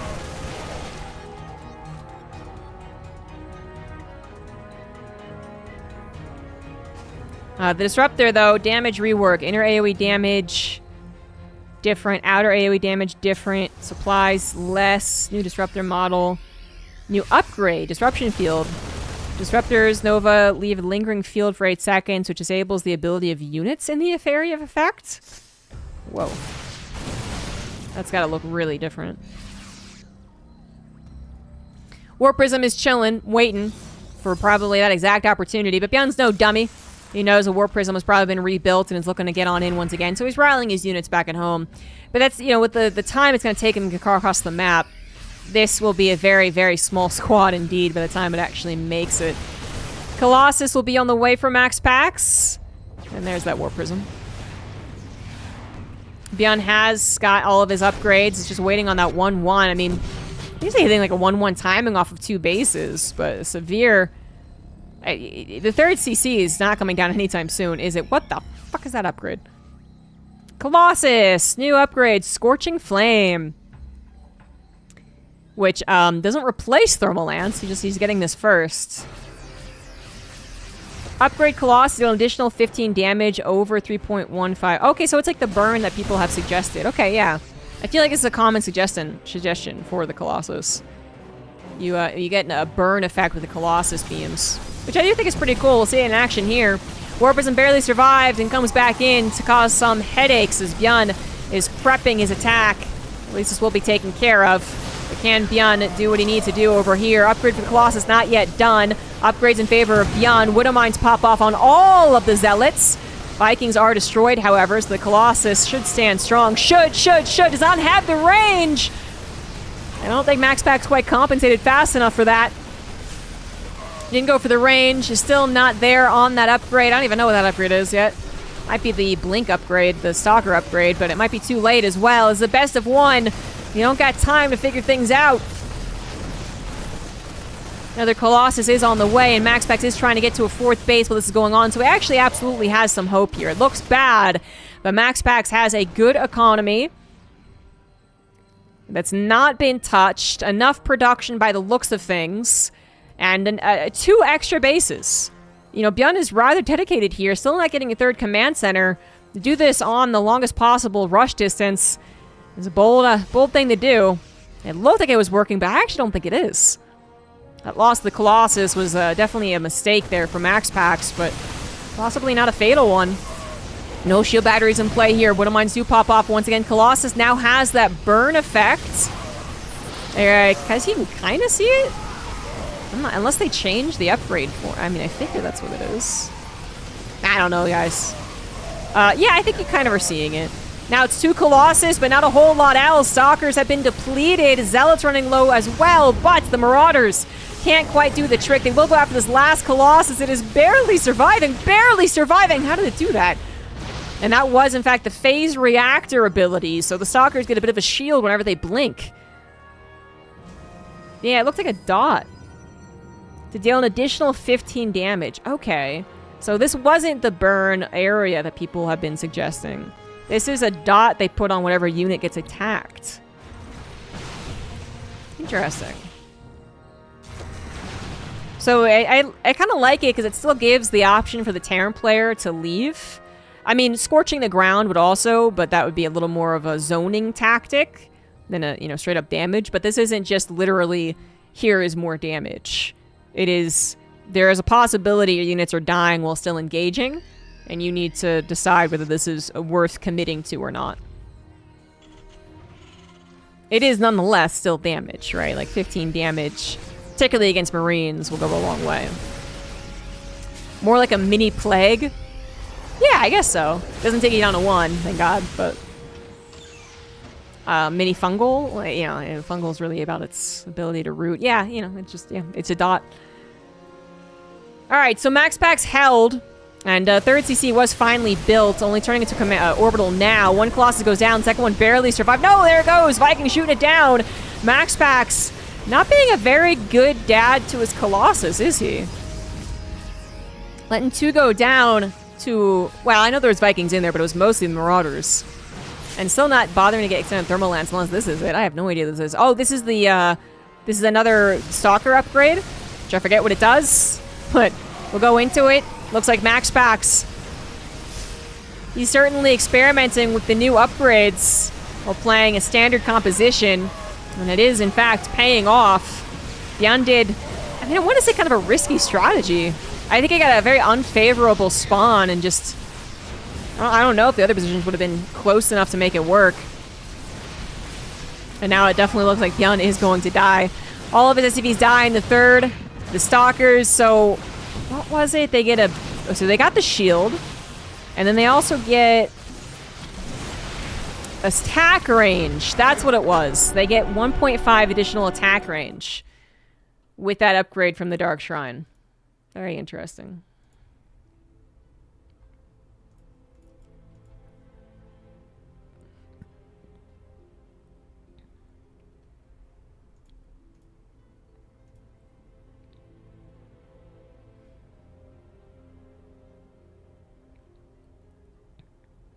The care has been changed.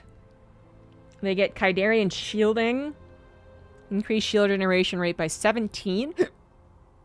Jesus.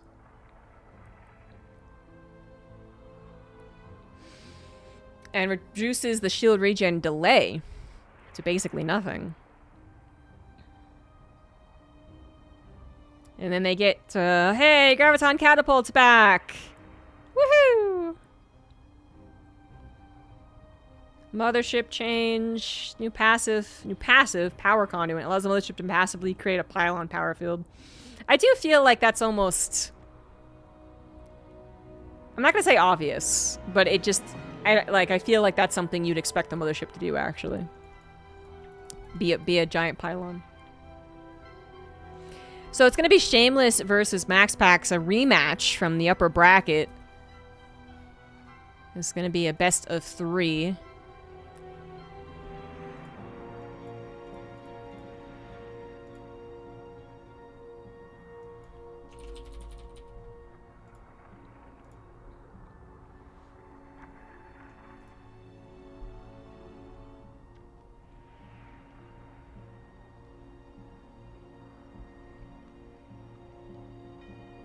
We went over all of the Protoss. Did we go over all the Zerg? No. Spore damage increased versus bio. Reduced overall. Healthier. Overlord gets armor. A little bit more speed. More speed as a transport overlord. Requires Evo again. Also can't load the units while fungled. Overseer... Oversight mode. So it's surveillance mode. Gets decreased. Zergling speed on creep. Oh, it's been increased. I didn't really notice that, but it's a slight increase. Baneling speed, cost, and time. Okay, so this is wording. Catalyzed morphogenesis. Okay. Reduce the Baneling morph time 50% and increase the life regen by 500%. If they get damaged, they're not damaged. If they get damaged and survive, they're not damaged. Such as when baiting storms. Yeah. Alright. Bifurcated... What is with all these science terms? Incubation. Requires hive. Oh. Reduces the supply cost of roaches to 1. It's Wings of Liberty again, baby.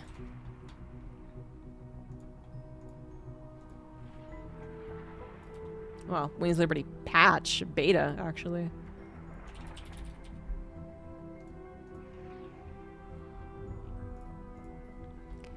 I've had to BRB for a while, so I am now going to BRB.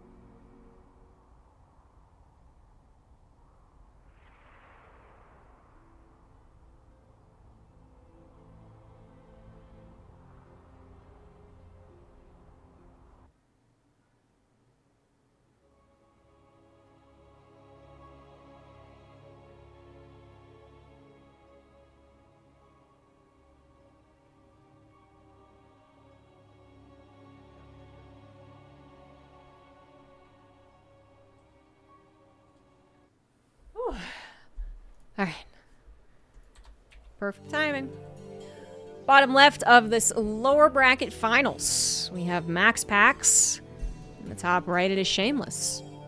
This is a rematch, but lower bracket, so no double best of 3 potential.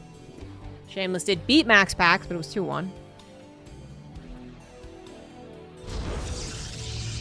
The only intern is in charge of balance in S2 is to throw everything in the kitchen sink in the wall phase. You mean because of this? This isn't an official patch. This is a mod made by a guy called Patches SC. And it's way more interesting and fun than anything the intern has come up with in the last 2 years.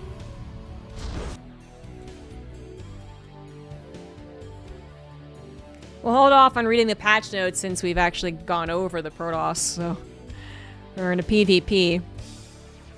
Try to remember what all the changes were, but it'll be hard.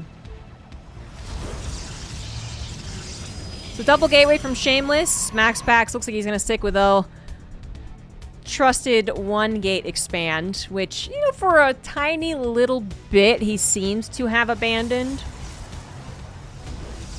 It was over the last like 5 years, it's been a mix and match of the exact type of 1 gate he was doing. But then there was a sliver of time when he actually seemed to abandon it and was going for 2 gate reliably. That lasted, I don't know, a month maybe. And it's back to 1 gate.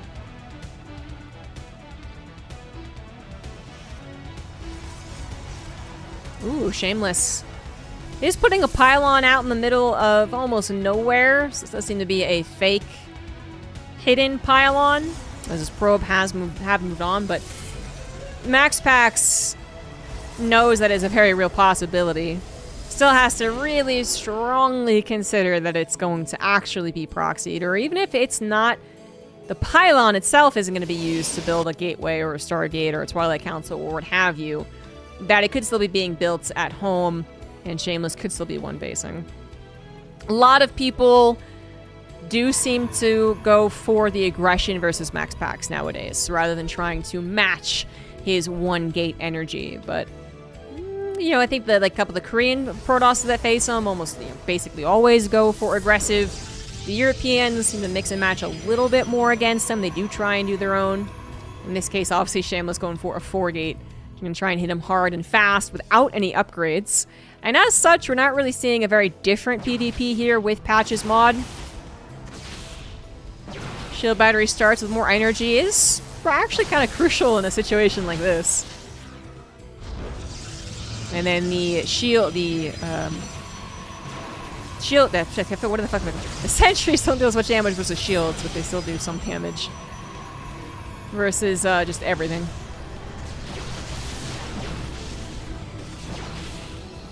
Hallucinations about to confirm you're all-inning me. More Stalkers beyond 4 being built. I mean, you'd rarely go 6 Stalkers to a Nexus. I mean, against someone who went for their own natural that quickly, that would be terrible. So Max Pax, I think, already had the idea. What he really wouldn't know is what exactly the 1 base is. So seeing 3 gateways, probably figuring there is a proxy gateway, especially now as more units show up. But he's got 4 shield batteries that are already almost maxed out on energy thanks to the improved base starting energy.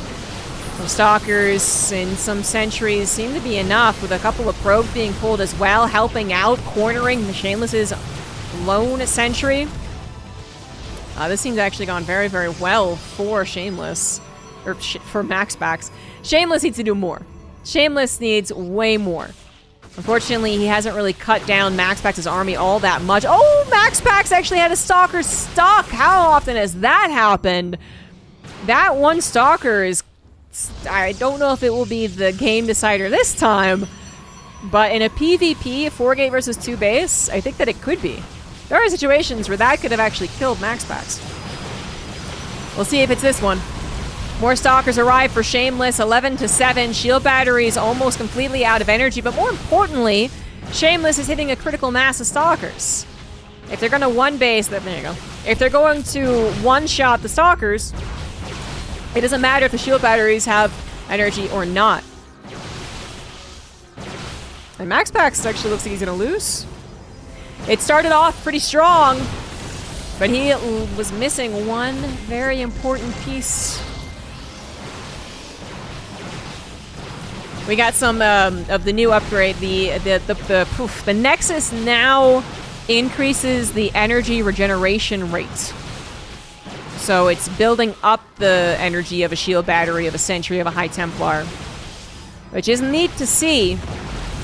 But I don't think it's going to be enough. Shameless hitting that one-shot mark of the Stalker count is really where this gets powerful. Is there a chance Max Pax holds on to one base versus one base and this gets kind of weird? I suppose. Problem is that it really is an identical game. And Max Pax will not have a Twilight Council, which Shameless is getting. And he will not have the ability to escape his own base. So Shameless could one base this and win, probably. He could also expand and win. Point is, he's probably winning. Robo is coming down as Max Pax might just be setting up for one last hurrah. And honestly, even if it doesn't actually end up being an all-in, because games get kind of weird. In PvP, when it's one base to one base, especially if the winning one base player decides not to expand and just instead, you know, wow, I didn't realize these adepts almost killed a gateway. Jesus. There's some things that can happen. And one of those things is a warp prism with a couple of adepts can actually turn the favor back to the guy who seems to lose out. So this case, Max Pax. He lost a Nexus. He tried to defend and he failed. That sounds really, really bad. But being down 6 workers actually isn't that bad right now because they're both still only on one base. Shameless did take a while to actually get his expansion. He was actually locked out of no probe available, I guess. And while Blink is excellent, Max Pax with a couple of Immortals and some Warp Prism Micro could still make a miracle happen. Is there anything the mod-wise that I think is really going to benefit Max Pax here? I don't think so. The Warp Prism has more cargo capacity. Yeah. It'd be scary if Shameless wasn't getting Blink. But with Blink, he'll be able to respond to any force field shenanigans. Because, I mean, well, there's to consider if they're... Force field will still be kind of awkward if a force field does come down. And Max Pax hits most of his army up here. Because in the old... in the actual live game, you would just recall to your Nexus all of your units. But from what I get, the recall of the gateways is not as big. So you would blink, but then only, you know, part of your units would actually successfully blink to that. I don't know. It could get... That could be weird. Max Pax gonna try and just pull Shameless apart to a certain degree. Here's that sentry on the high ground, but oh, all of the stalkers blink up. Yeah, that one. Never mind. Shameless does win game 1. Again, it looked strong at the start for Max Pax, but Shameless getting to the one-shot is always the scariest part of that build. Would the extra stalker locked in place have helped Max Pax? I mean, very possibly, legitimately, especially if that was one of the... I'm doubting it was one of the... Well, it couldn't have been the first units built, because that was one gateway. It was probably a stalker that was supposed to be there for the very first engagement. That did look really good for Max Pax, and if you had an extra stalker shooting, I don't know.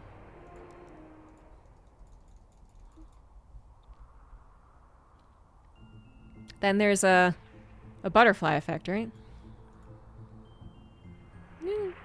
Maybe.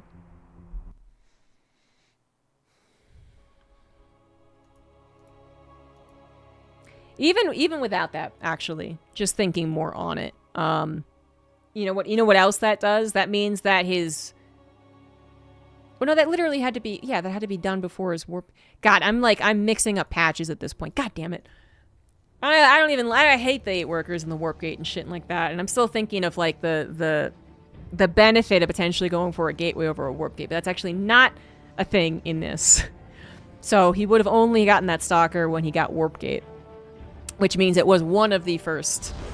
only gotten it when it was a gateway. God damn it. Which actually makes it being stuck there actually kind of confusing. Those are the extra 2 gateways he built after his nexus, after some probes. And that was still before Warp Gate? Alright. Okay. Down 1 on his last life in this tournament. It is Max Pax. Top left, it is Shameless.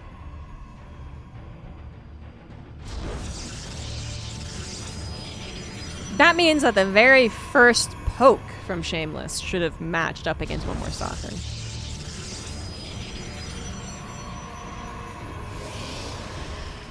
And that ripple effect could be big. And then, if there's any chance that Max Pax had to reroute his gateway, I mean, Warp Gate should have been done fast enough. Oh, I have to watch that again.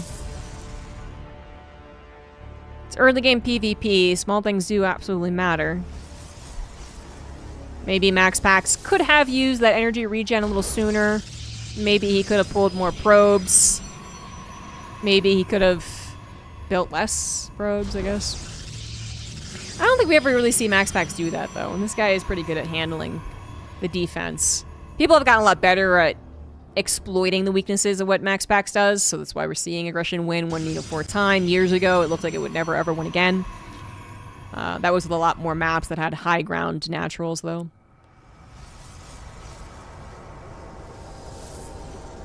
But Max Pax still...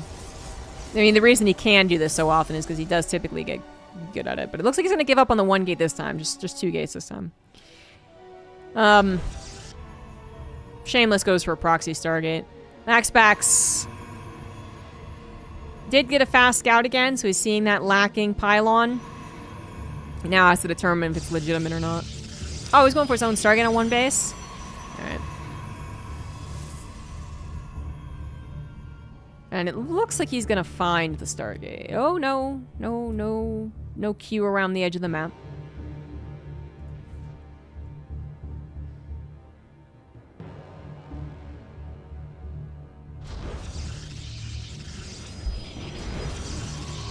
Definitely an Oracle coming out from Shameless. The question is, does Max Pax get a Phoenix?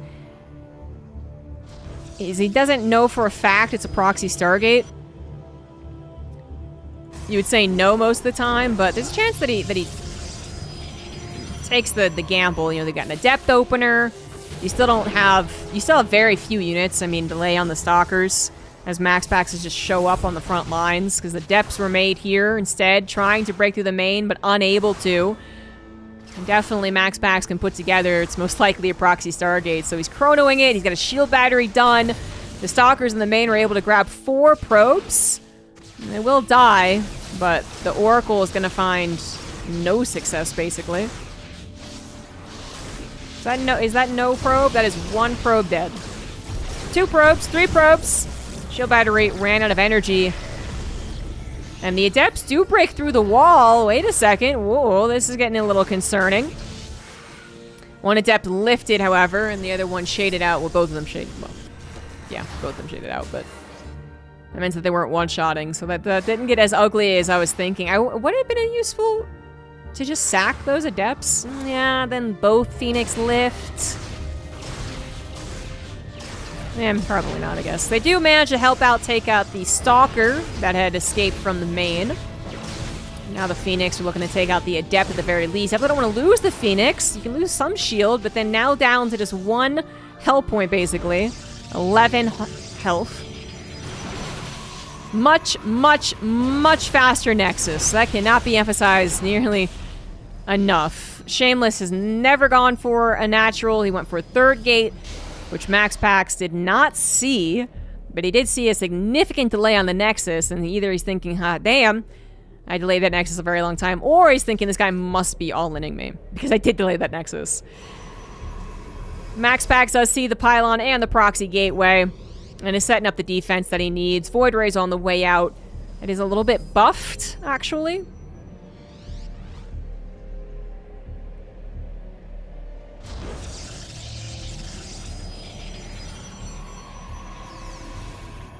Feel like Max Pax has got this one on lock, but it looked good at the start last game.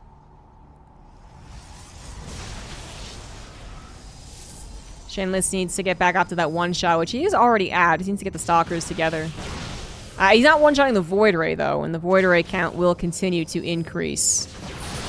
One's not too super scary. Two, though, gonna get worse. Couple of Phoenix lifts to help is very, very helpful. The Void Ray does live. Comes back into the battle as well. Actually targets the sentry to the stalker. Whoops-a-daisy. It does go down, but it did a tremendous amount of damage, and that is going to be that. Max Pax holds for game 2. And we go down to the rubber match.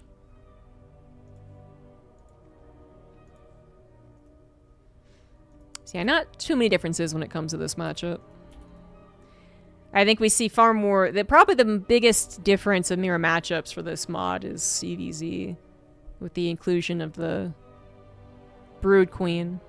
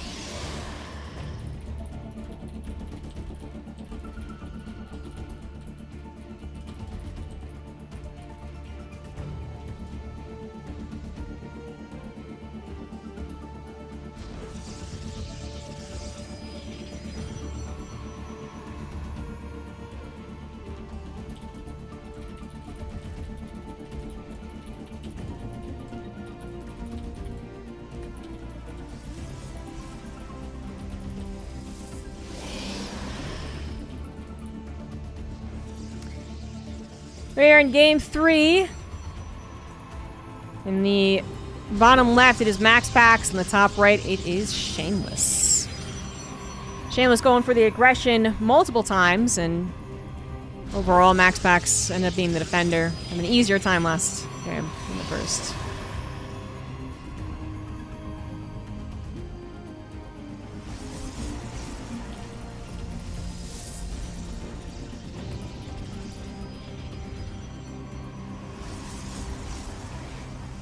Replying to some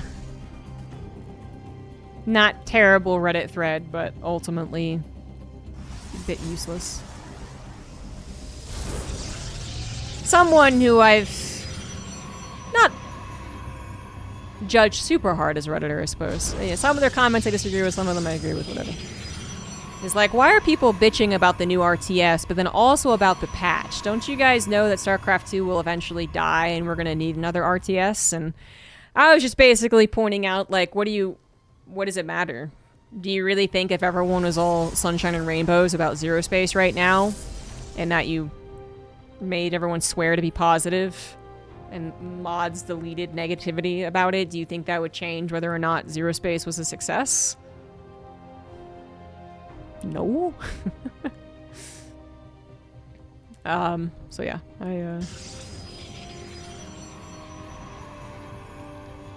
wasn't really bad at all, just more of like a, you think this is doing anything as well? Shameless is going to continue being aggressive, this time going for Proxy Robo. I'm bringing out the whole book of PvP one base build orders.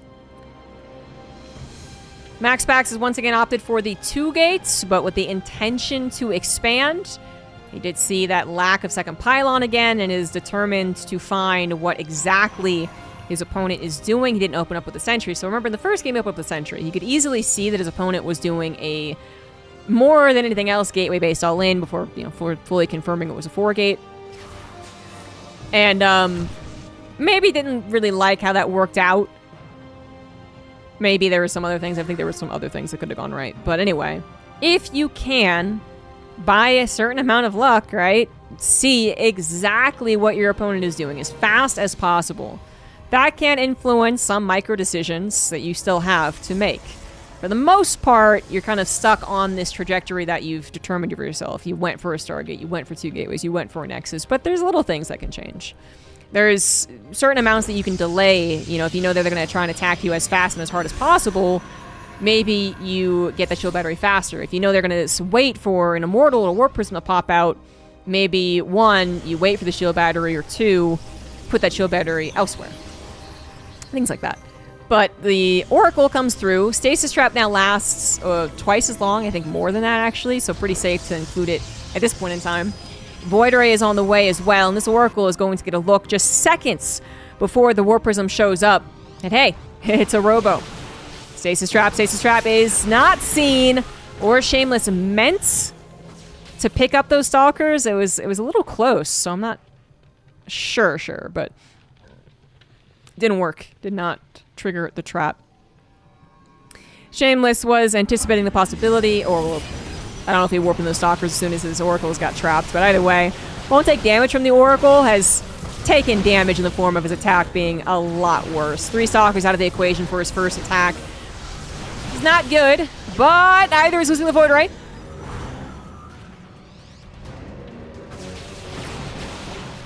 Max Pax has 3 shield batteries. Increasing number of Stalkers whenever he can, anyway. He still, you know, wants to prioritize the Void Ray. Did include a proxy pylon, and his Oracle can still come back in for maybe even a suicide if he thinks it's worth it. But right now, all attention is on the front lines. Shameless trying to micro with the Warp Prism to help out here. Second Void Ray did pop. I think it didn't rally. There we go. Max has to be very careful about chasing. He knows that too, but it's always a little scary to see how the Void Ray moves forward like that. But 2 Void Rays, one of which is not particularly injured. I do think Max Pax is going to win here and move on to face, is it Clem in the finals? Indeed it is. GG. Max Pax gets revenge for their previous upper bracket battle, and now gets to face Clem in a PVT best of 3. I get tired of Redditors saying stop complaining. It is one of the funniest things, you know, like, I kind of understand it. I do like when people are complaining about really bad shit, because like when people are like, can we stop with the sexism? Can we stop with the racism? Can we stop with the hate words? Because at least that shows to outsiders or people who are interested, like, there are some nice people.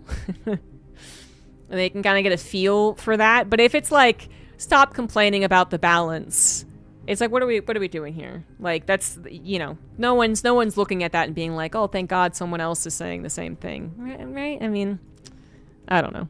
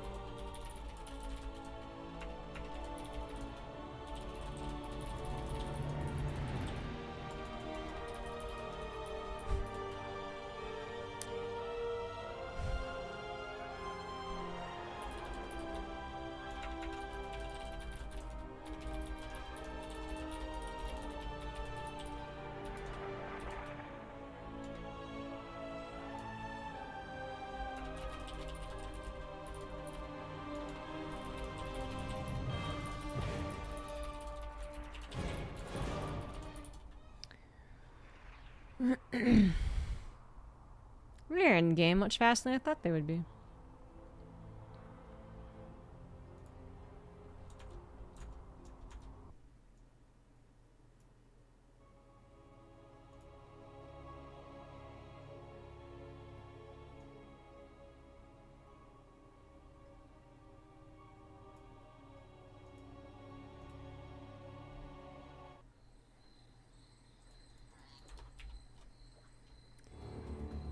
So the finals of this tournament, which is a tournament played on Patches SC versus Mod. It's here in the bottom left, coming from the lower bracket, it is Max Packs. Bottom right, it is Liquid Clem.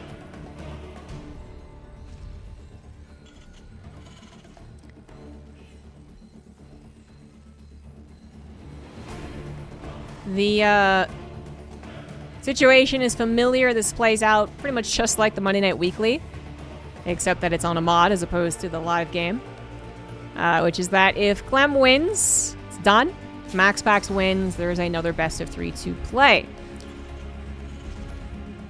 Clem seemed pretty confident in his TVP that we saw, but Max Packs is a different beast to Shameless, so we'll see how this one goes. I assume they'll play relatively similar. You haven't seen a dramatic change. We've just seen more interesting dynamics of what we already were given with 12 workers in particular. Which I still think is very exciting. I was going to reply to another Reddit thread that's trying to point out that the patch was never the fault of the downward trend of the player base. Which is, yes, true. The player base has always been declining. To say that the patch is not to blame is a bit, what's the word? Deceiving and kind of missing the point, which is that never has a patch been so disliked and been the trigger of so many, especially long-term StarCraft players actually leaving. It would have steadily declined, you know. Person A, who may have played another year or two before life finally truly got in the way, would have left in a year or two, despite having been so dedicated to StarCraft for so long. But instead of getting that 1 or 2 years, we instead are just, you know, like, that's it. Yeah, this was a good excuse to go ahead and just drop it entirely, which is pretty bad. It's pretty bad.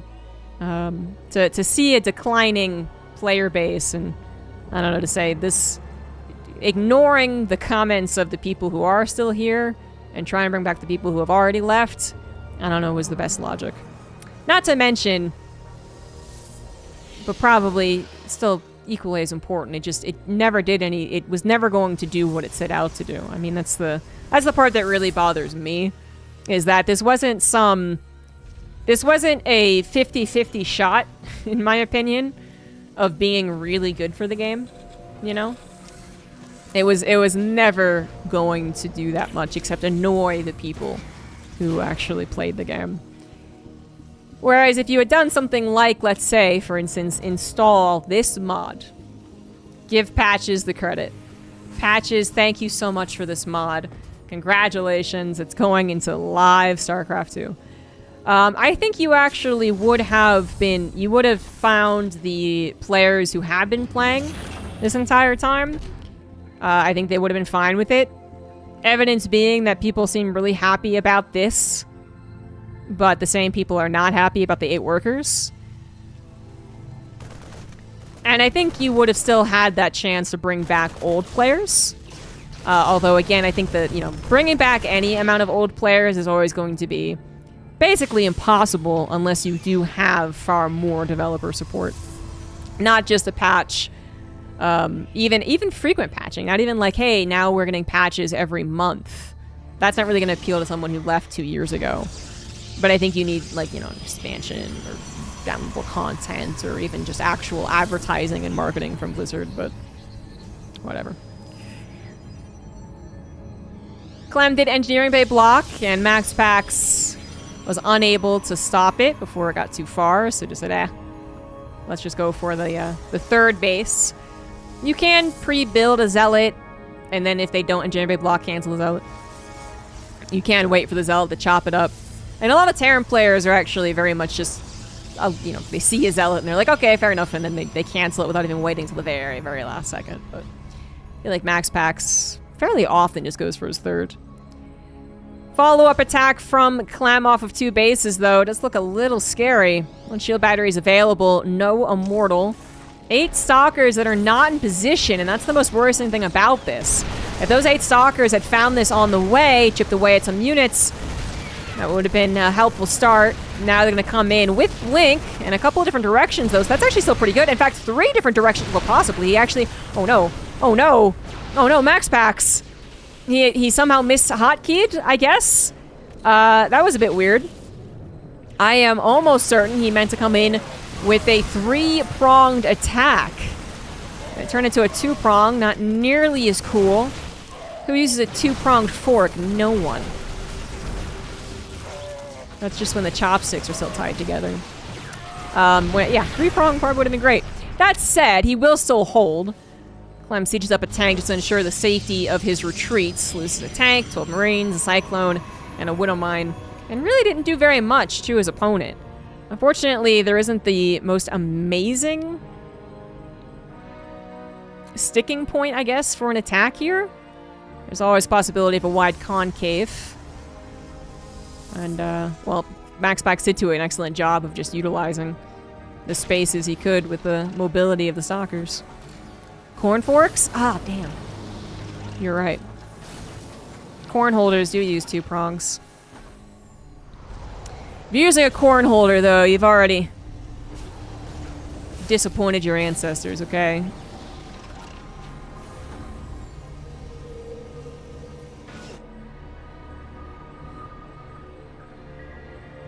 Why is that the... Why is that disappointing? I'm not sure, but...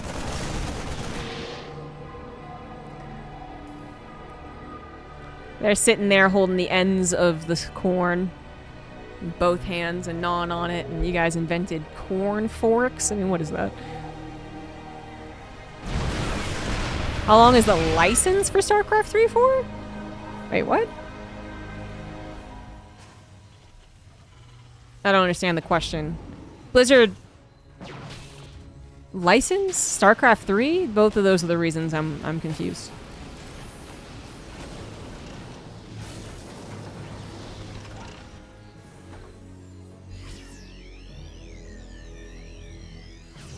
Max Pax goes up to 4 bases, by the way. His 3rd already saturated, not getting the gases as of yet. 4th base on the way. Max Pax does safeguard his 3rd to completion. We'll lift it over. Marauder Slow is that new fancy upgrade looking thing, because it also affects Reapers. But I don't believe I'll have a lot of opportunity to talk about the Reapers. Ooh, a tank there just went down. That's an unfortunate loss. The tank is kind of just better overall in this patch. It's a little more microable. But it also has an upgrade that I'm not sure we'll ever get to see. 2 Colossus are already here. They did, this time around, Max Pax did not go for the damage over time upgrade, but rather went for the standard thermal lance. I think beyond sniping 3 or even 4 Colossus in that game they played, might have reminded them how useful the extra range is. I hope we still see the extra upgrade. Like I said, the games do play out pretty similar to their 12-worker counterparts live 2-3 months ago. But there are the potential of these changes. There are some little tweaks. There are... The tank is able to move and shoot, for instance. The Stalkers can get a mid-game oriented upgrade. This one's going to increase their range by 1.5. Obviously, there's a lot of upgrades the Terran could be getting right now that right now Clem is not getting. But then, for instance, what is it? Medevac Afterburners. The boost has changed. Wouldn't mind, you know, has been reverted to their old... Well, I guess it's a nerf, actually. But anyway, there are some changes. We haven't seen the big ones as of yet. Unfortunately, DT is going to find a tank with the help of another tank, I guess. But either way, I was going to get it. Any next one still holding? It's not for StarCraft 3. I mean, they were given the ability to make a StarCraft game, but I don't think they were told to make StarCraft 3. This attack, I mean, a decent concave now. Clem did have a lot of units on top of his, front of his command center that died pretty quickly, but this looks like it is going to ultimately go Clem's way as the Colossus are forced to be left behind. Vikings and Marauders taking every one of them out. War Prism can't save any.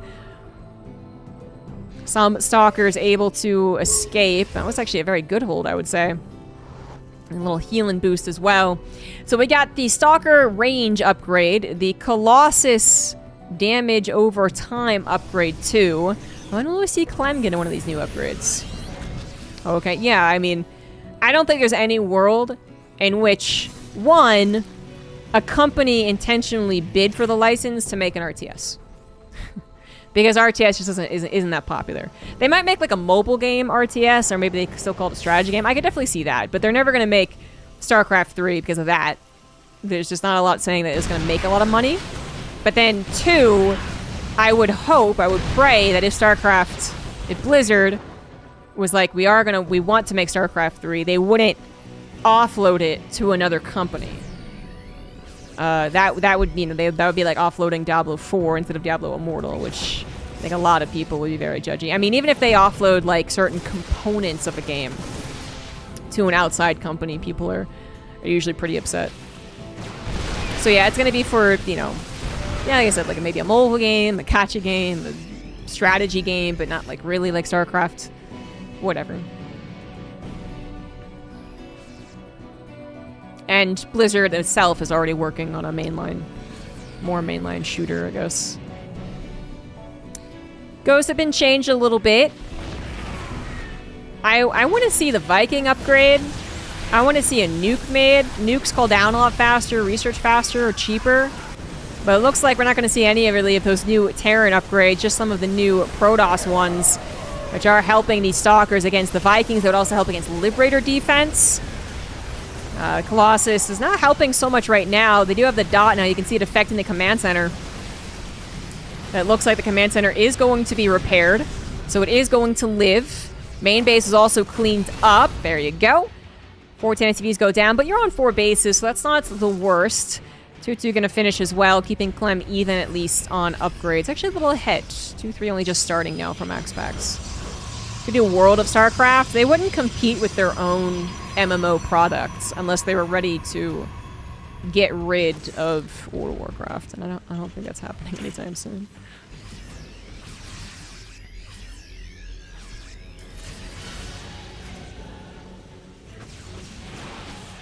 Max packs is just mass expanding. 4 bases. I mentioned that, what, 2-3 minutes ago? Now 5, 6, 7, 8. 8 bases. He's got Clem on the ropes. It's not going to stop now. Clem's got really not much to look forward to. Just hoping that Max Pax makes a mistake, but Max Pax just felt like he was continuing in many ways to get a better and better army. And Clem was just dwindling in his okay army. They're still pushing ESO. What is ESO? Elder Scrolls Online?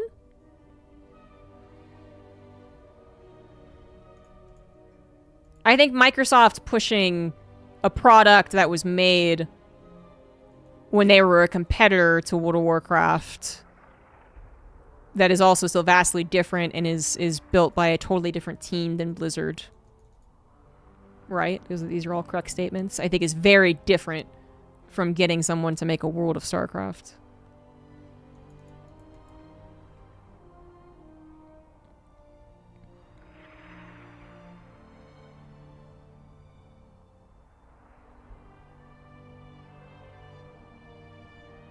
There's nothing whatsoever to encourage it.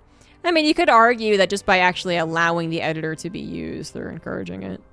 I mean, I don't know what does Valve do to encourage their... Well, no, I guess I just by default, if you allow someone to sell skins, that's actually encouraging it. That's fair enough. I don't know if they allow purchases of arcade games. They were / kinda did for StarCraft, but it basically failed.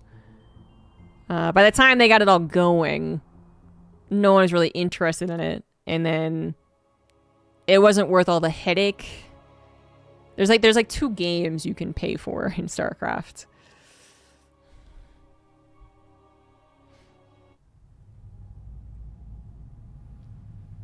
I can see them doing that, especially with the recent Fallout. I don't know what the Fallout decision was. But I know that it makes 0 sense to do a World of StarCraft.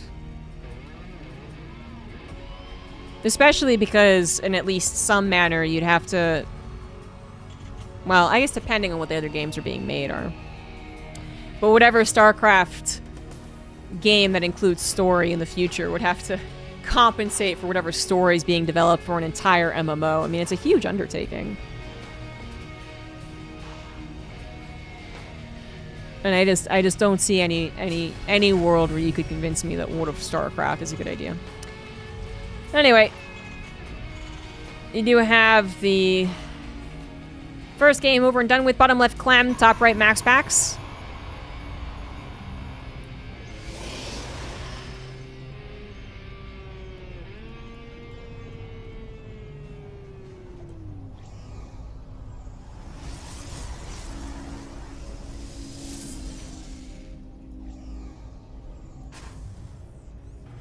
Would that kind of be equivalent to like Square Enix making Final Fantasy XIV and World of Dragon Quest?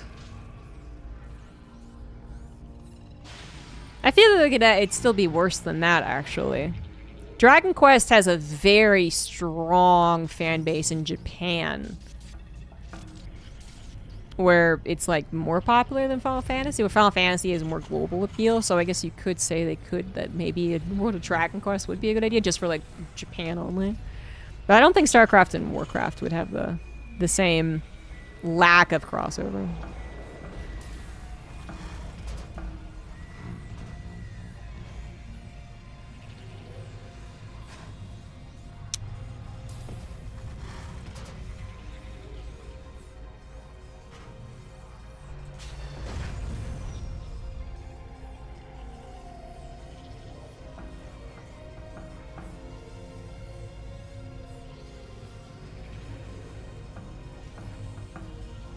Ew. They can encourage it with their most... I don't see how the Fallout stuff relates to making World of StarCraft, though.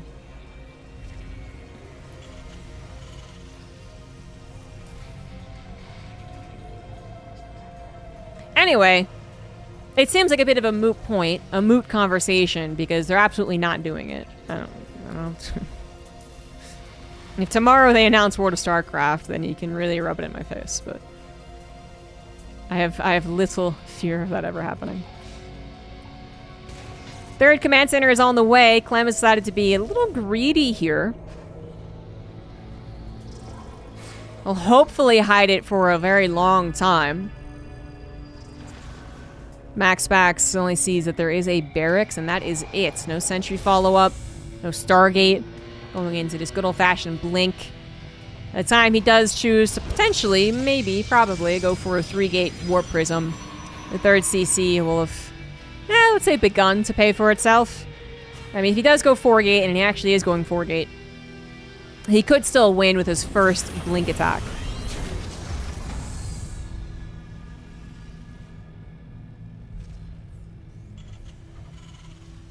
And I feel like the last few times that I've seen this dynamic between these two, I've been like, yeah, you know, the 4-gate, it's got a chance to kill it, but...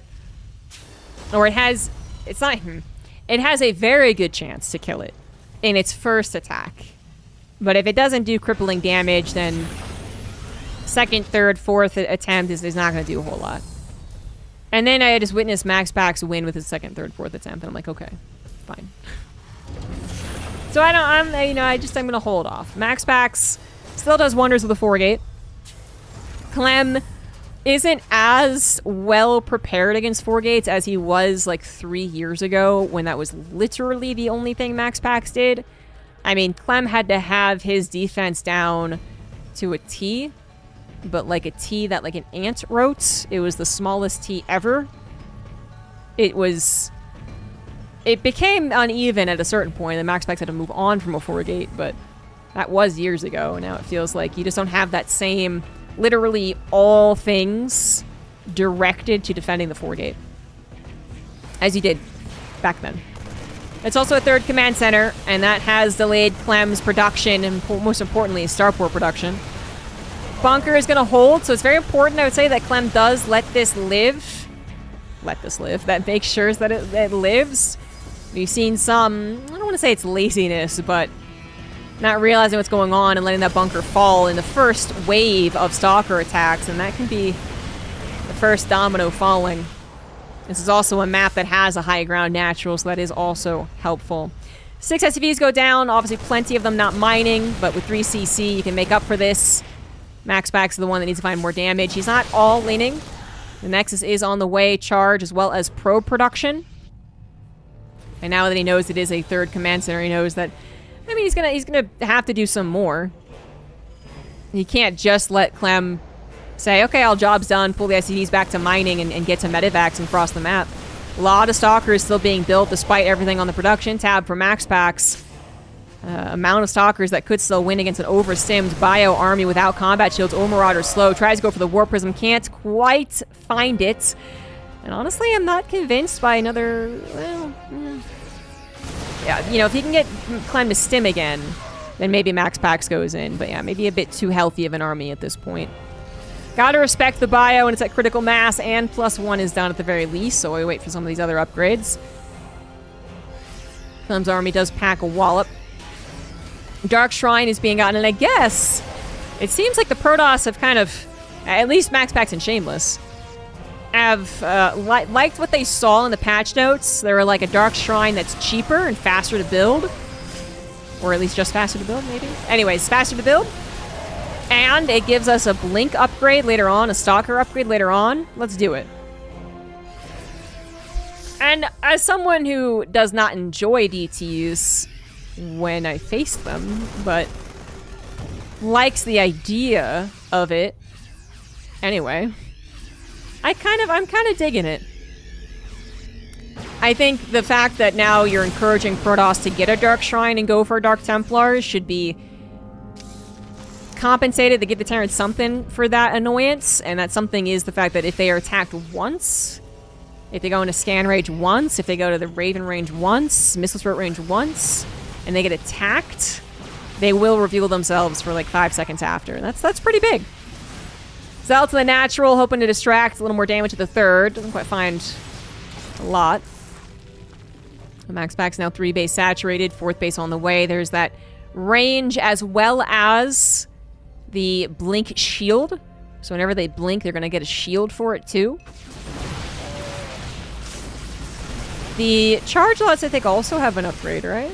Another upgrade? We just haven't seen it in action. Warp Prism is injured, but no Widowmine in place to one-shot it. So Zealots getting into the main and natural is always annoying. Little hold position on the SCV is a good touch. Max Pack's not going to stop being a bother. Going to keep on poking and prodding Max Packs until he hopefully has a big enough army at home.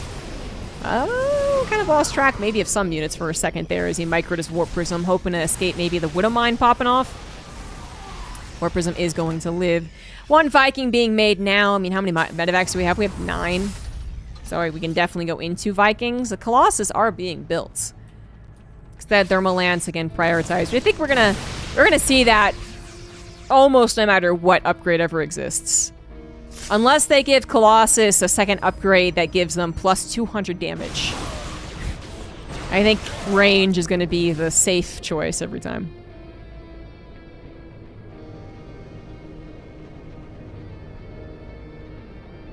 Without those Vikings, with an injured army, you need to set up a more ideal engagement. There's the rest of the army, and now the possibility of a concave. And now it's Max Pax who needs to be very careful. He's got that extra range on the Stalkers and must be loving it. Now the Stalker barrier is also done. So he was being aggressive, but maybe overly aggressive. Down 30 army supply, about to lose the Colossus. Now down to 1 again. And the Marauders are very, very happy to go after this. Still plenty of medevacs healing them up. Scan ahead reveals not very much. Tries to get the Colossus, won't quite be able to do it. Now forced to flee, but against Stalkers that have more range. 20 SCVs went down while that was going on, however. His third base was attacked. 74 probes on now, almost getting up to 5 bases. To 53 SCVs. But the fourth base started and is actually almost completed. So that's actually not too bad.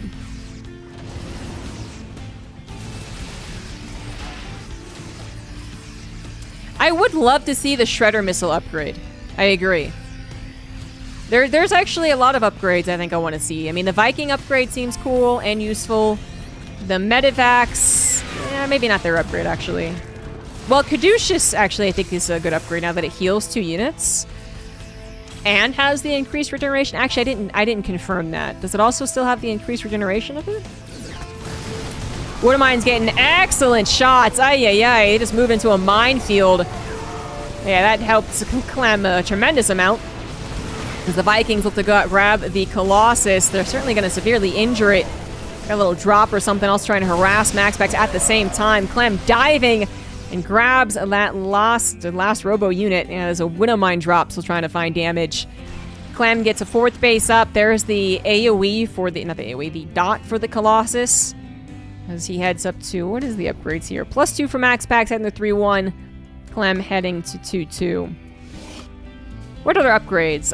He could get the Tech Lab production increase upgrade. Or the Marauders would build faster. He could get the repair upgrade. Although I don't think that would ever be truly emphasized. I feel like if you do get 4-base saturated, that might be worth the suppression, fire suppression system. What else?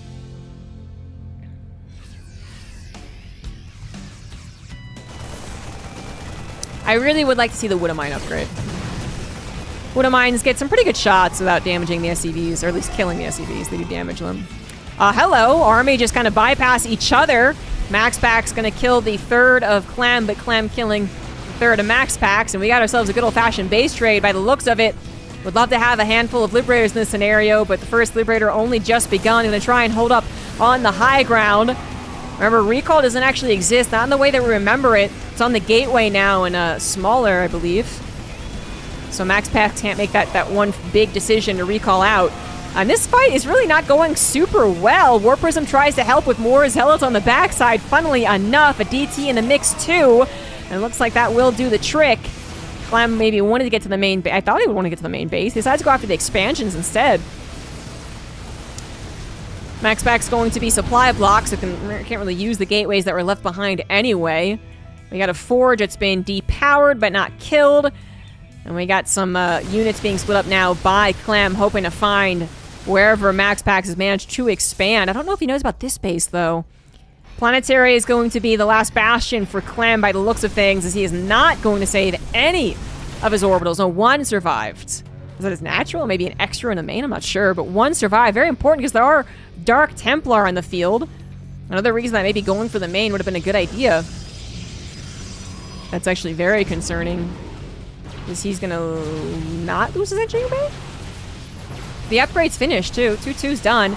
Might be a good idea to focus the engineering bay and hope he doesn't realize. Well. Yeah. Okay, yeah, here we go. MaxPax might be thinking about the same thing. Will take out the engineering bay. Is gonna get DT Blink. I think that's a... I don't know, it might be unnecessary actually, but when you consider the change to the DT, that it now gets revealed if it gets attacked. Yeah, that actually might be a very good idea, because now it'll survive exactly that. Well, that's a scam, but obviously it still would have survived. I don't know. Now I don't know, but it looks like this fight's going to go well for Clem, who's got 2-2 over 2-1, takes on the Colossus very quickly. While the Stalker's got a couple of neat additional upgrades, they're still not meant to face a bio army under Medivacs. That one Liberator managed to pop and help. The missile turret was built before the engineering bay died. Armory still exists. Tank Club was added to the starport. Command Center is even mining. This game has gotten a little weird. MaxPax has more mining. He's no longer supply blocked. He's got very microable Stalkers. And that might be the best thing about this game for MaxPax. He fully upgraded his Stalkers. They've got 3 upgrades now. And actually, Clem is just going to go ahead and tap out. Knowing he didn't kill all of the mining bases, he didn't kill the production, he didn't kill enough of the technology, and those stalkers are going to continue running circles around him. He just taps out. GG's.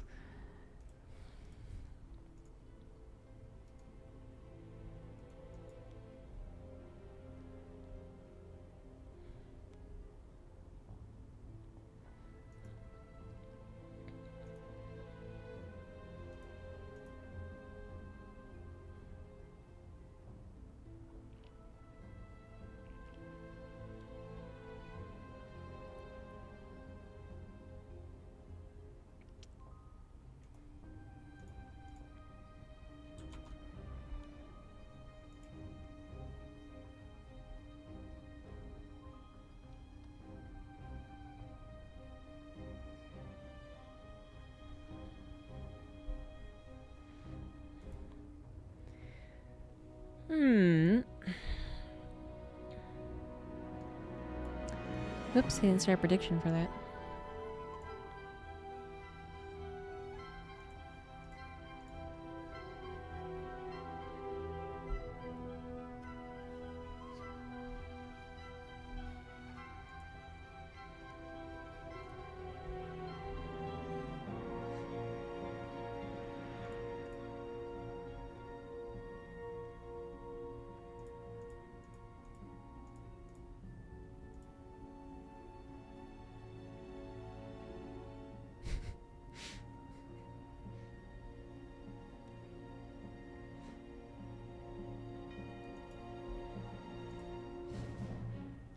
These games are live, which is why we're waiting for them to do vetoes and map choices again, because with Max Pax's victory, another best of 3 starts.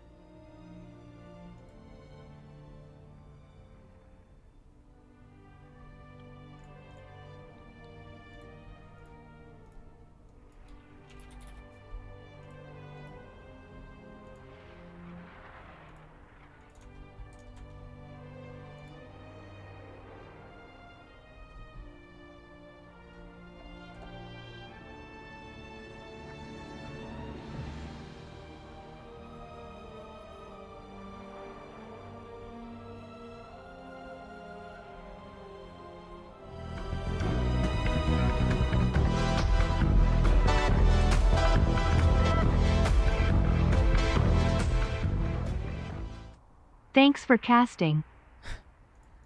Thank you very much, Falling Ninja, for the $5. I was laughing because for some reason Naruto said he didn't trust the players. I didn't see why.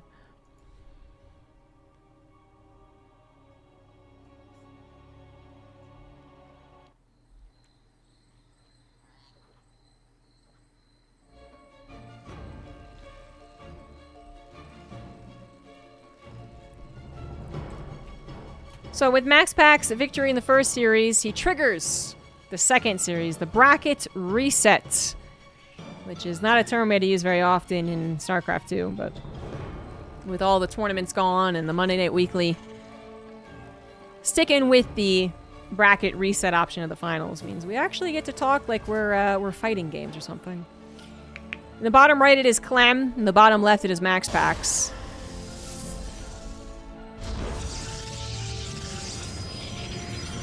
So if Max Pax wins this best of 3, he really has won the overall tournament. $400 on the line. 125 for first, I want to say. 120. I do believe that this patch, this mod, has been really fun.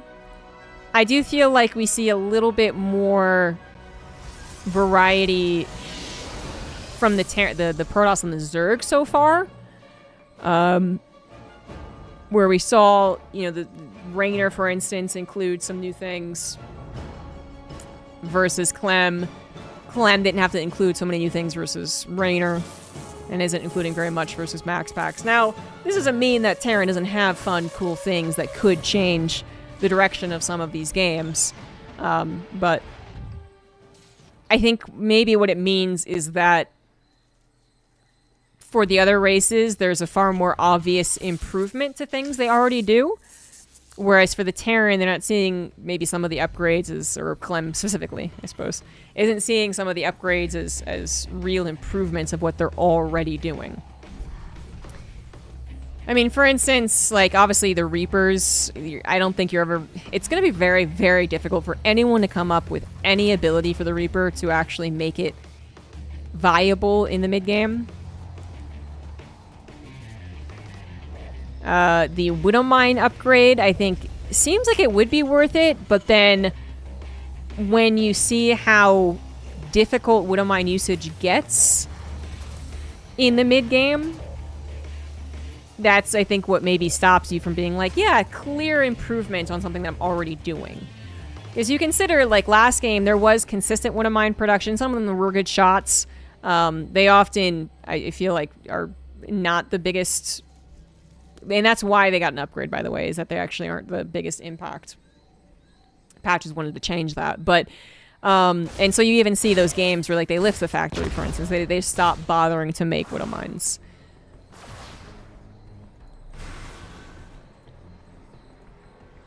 So you're not going to get the upgrade for them. It's really not that expensive, and I think you only need the armory, so it really does slot into kind of that drilling claws area, which is like, you know, it is an improvement, so, and you kind of on the trajectory to get the improvement, so why not? But maybe like drilling claws, it's just like, yeah, it's just not helpful enough to get into the mid-game.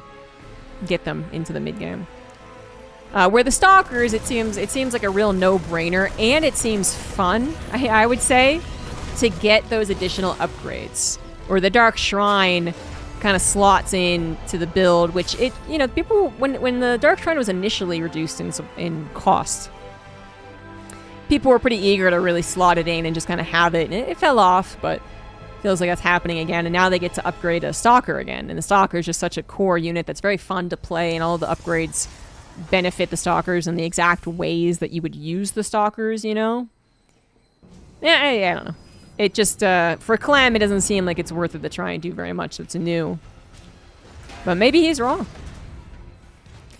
This Raven is new. You don't need a tech lab for it, and it's going to have a repair drone, which I think could actually be a big play for a tank push. The more I think about it, the more I'm not actually believing that. I was like, well, maybe it would survive a Stalker or an Immortal shot. But I guess not. Like, if you go for the tank, you're trying to burst it down, and a repair drone probably won't stop that. Yeah. This drop and Hellion attack, though, is doing some significant damage. 13 probes go down because we had Hellions in the natural as well. They're still up and running, still killing probes, still doing it. And they're even going to escape and try and go for something extra. 19 probes go down. Medevac did die forward, but I'd say that's very worth it. Wow. One of the worst handlings of a very typical opener. Auto turret lasts a little bit longer, but has a little bit of less health, which means in a situation like this, where it's almost always going to deplete, not be killed, it's just better. Stalkers were a little distracted. Speaking of distracted, I guess, this time, some of the Stalkers weren't in place, and now they are trying to find some revenge. The Stalker. 4 Stalker action always does something. I don't think it'll get that many SCVs, but it's really doing stuff. Okay, 7's not bad then, and the Stalkers mostly die for it, so Is it better than just taking the licks and not getting anything in return? I don't know. 3 stalker is expensive.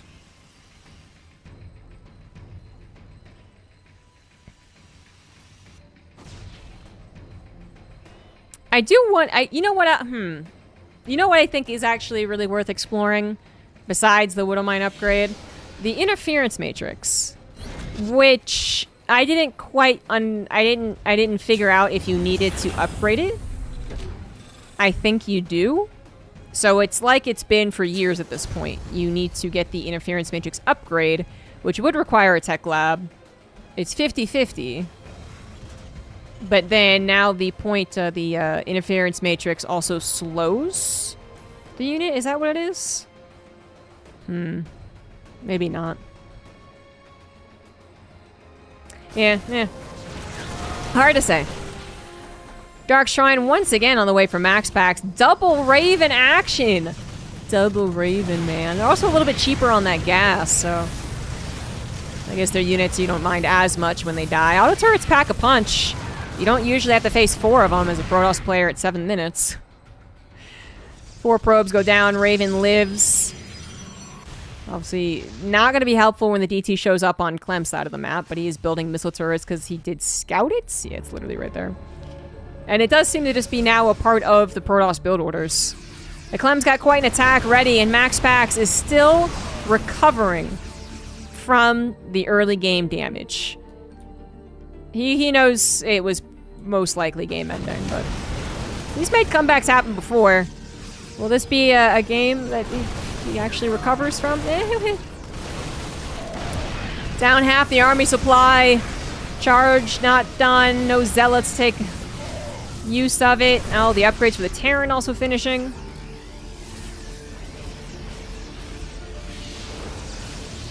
The Dark Shrine is done, but Clem knows about it, so he stocked up some scans. 1 DT at a time, I do not think is going to save Max Packs this game. It saved some of my games on ladder, you know, once upon a time, but GG's.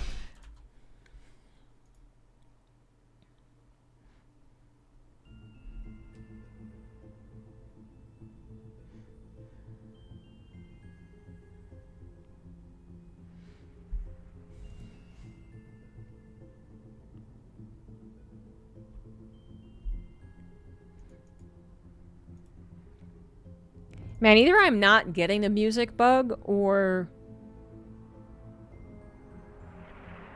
I'm just not hearing when I do get the music bug. But everyone else seems to get it so often.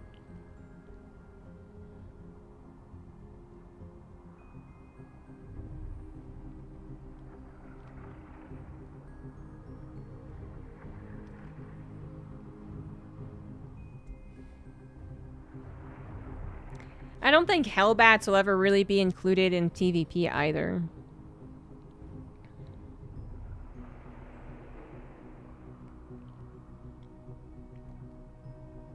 Tank upgrades might be too awkward to get, like allowing medevacs to load siege tanks in siege mode. It returns them to tank mode, so they're not tank evacs.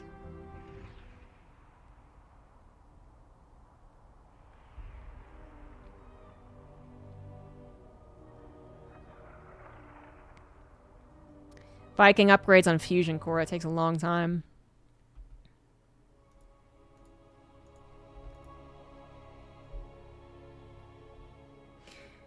Yeah, so Interference Matrix not only still is an upgrade, but it also costs twice as much. And it takes 20 seconds more.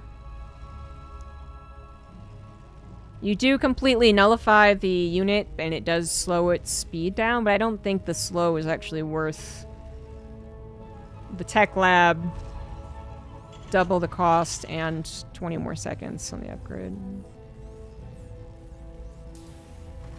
Repair drone. Only helps if the tanks aren't burst down, and so much more often in TVP they're burst down. This is the final best of 3, and Clem starts it off right, up 1-0, thanks to an early game drop that was incredibly successful. And those Hellions. Don't forget them. It is Clem. The top right, it is Max Pax. The early probe scout from X-Pax. I think the Liberator has actually been nerfed more in this version than it has been buffed. So its sight range is increased, and its advanced ballistics is increased. But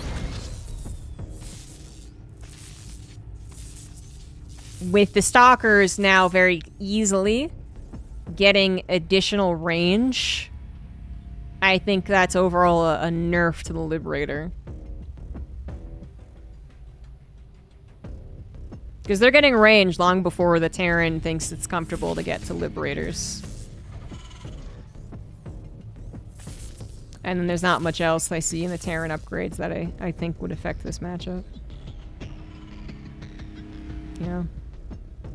I wish Hellbats could be an interesting thing to experiment with, but I just don't think it will be. At the end of the day, they're still too clunky, even though their speed's a bit better and their damage point's a bit better, to really gel with Protoss. And then I just think they're very targetable by Stalkers. They want to be on the front lines, but that also means that they're on the front lines for the Stalkers, particularly with their additional range upgrade, to target. Whereas for Widow Mines, obviously they might need an observer to target them. And the Widow Mine technically has a chance to shoot at the Stalker, I guess. Well, not with a resistant range, I don't know. And then the Hellbat just goes, ooh, a Stalker, and like walks over like a dumbass. So yeah, I just don't see that actually being helpful. I like the idea of making another unit good against Protoss, but not seeing it. The thing is, I think that a lot of these upgrades are like, if the Terran could ever get into a really comfortable position in the mid to late game, so not early to mid, but mid to late, I think you would get those upgrades and they could be helpful. But I think the pacing of this matchup already kind of gets out of control like it did in the previous 12 worker. I mean, it kind of has the same pacing even on 8 workers, but obviously the gateways and stuff. Yeah, anyway.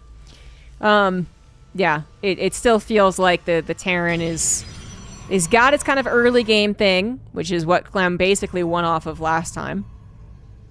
Then in the mid game, they start to fall off, and then there's not really a good opportunity to get these upgrades. A couple of Hellions just show up at the front door and grab 4 probes, which is pretty perfect.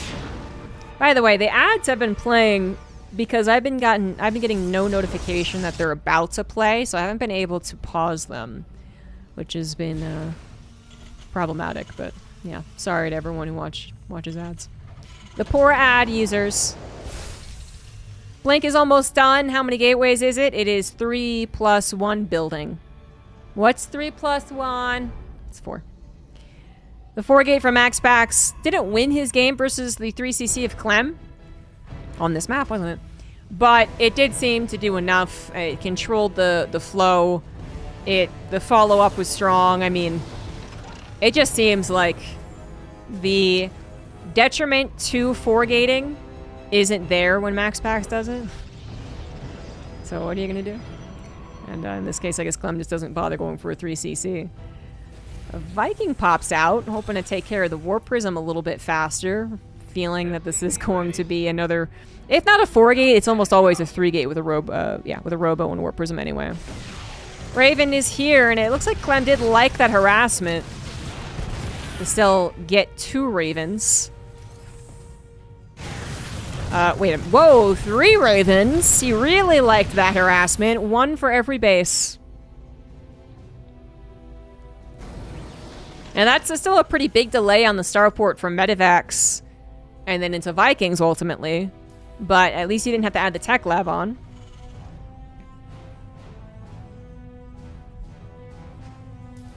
Everyone gets a Raven. Again, this is a 4 gate. Shield batteries having to be built back at the bases, though, is 300 minerals. That's 2 stalkers. This is directly dug into any reinforcements on the front line. So Max Bax doesn't even try and go for the bunker like he did in the last attempt on this map. Second bunker was made because Clem ain't taking no shit this time. Sim City is here as well with the tanks, 2 of them, 3 of them almost kind of covering each other. And the Ravens are still being annoying. One did just die there. What does the Observer look like? I mean, maybe it is different, but obviously I was looking for it. Let's look somewhere else and then try and find it. Add-on complete. Oh. I was like, I can see it. Wait a minute. Okay, well, it's the Ravens.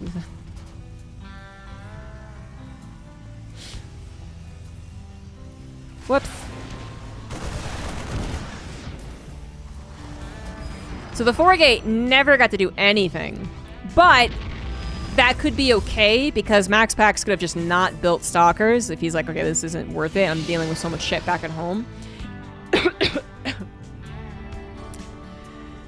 I inhaled incorrectly because I'm a human. And humans need patches.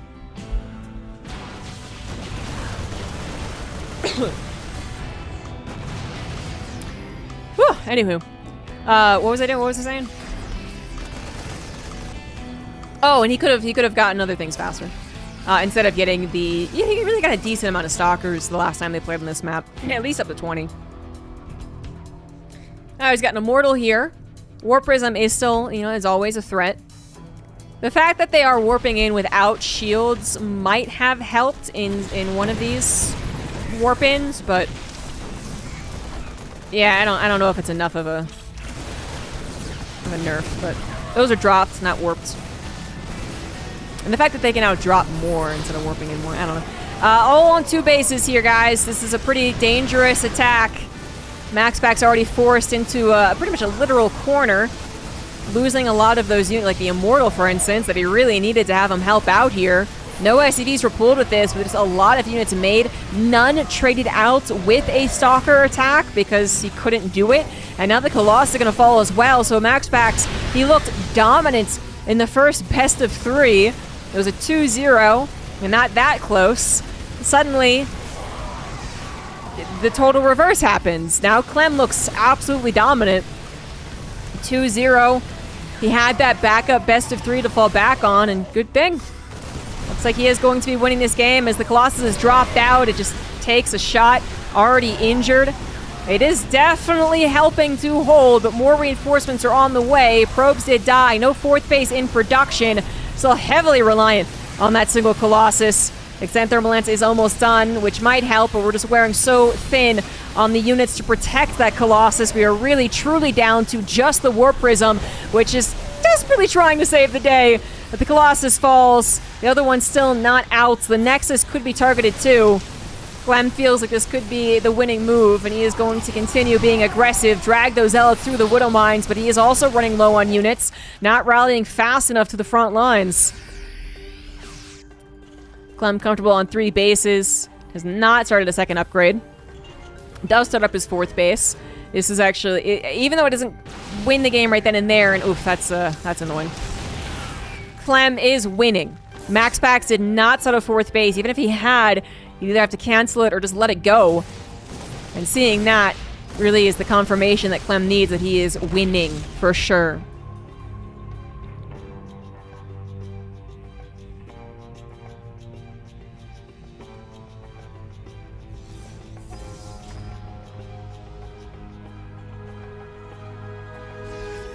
Max Pax can't afford any of those neat additional upgrades he was affording in the last best of 3.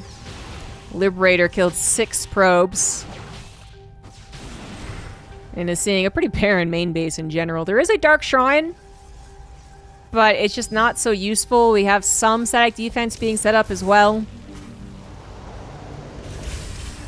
Let's see, he sees the DT? Yeah.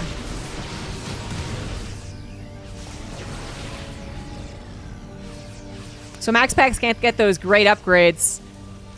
And he's just in a poor position. So even though Clem also hasn't done anything very different here, he is still absolutely winning. Max Pax trying to go for a crucial timing. This could be the perfect time for him. He is on 3 bases. He's not in a good position if this game goes on for very much longer, unless he does damage. But right now, he's got an even army supply. Almost has an upgrade lead, but almost being the key word. SCV's pulled in with the concave of Marauder still alive. Might just do the trick, but there's that damage I was talking about. MaxPack certainly finding the economy. 3 Colossus still alive. Base 0 Vikings, 1. About to be 2. Second starport was about to be transferred on over, but Clem needed to focus. Now +2 is done. Imagine if that was finished. MaxPack starts up his 4th base. The Ehan timing works out. MaxPack's not out of this as of yet. Somehow. Gonna go for the shield upgrade over the range upgrade this time around. Clem setting up a bit of a concave. MaxPax are a bit of a surround. MaxPax does not see this coming. The Colossus on the backside, vulnerable. A force field is ready. Guardian Shield used instead. Colossus number 1 goes down. Number 2 is weak and is not going to fall. Instead, it is Clem who taps out. What went wrong? He had a 40 supply advantage. He had an entire base and a new base on top of that up.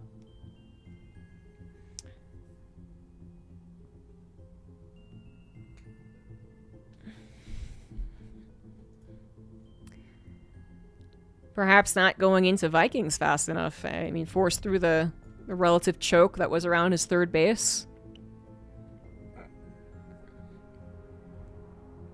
MaxPack's good.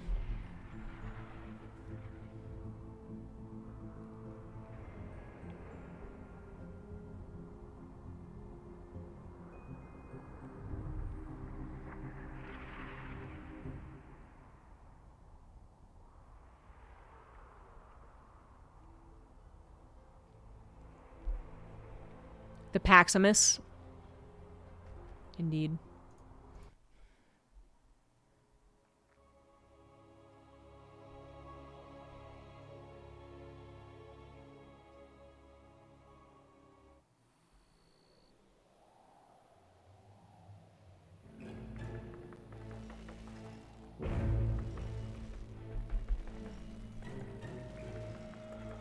Shall I take you 1 game to relearn your build order? Yeah, I was kind of watching that discussion. Not that particular one, I guess. I don't know. But I was looking at the Reddit threads and people talking about the impact of the 8 workers. Go into it after the break. After the ad break. Top right. Thank you very much, Mr. Chaz, for the $15. Always a great cast. Always a great cast. Appreciate it. Top right, Clem. Bottom left, MaxPax. Now we're down to the very, very, very final match of the day. Whoever wins this wins tournament. And we got Clem sending out what looks to be an engineering bay blocking SCV.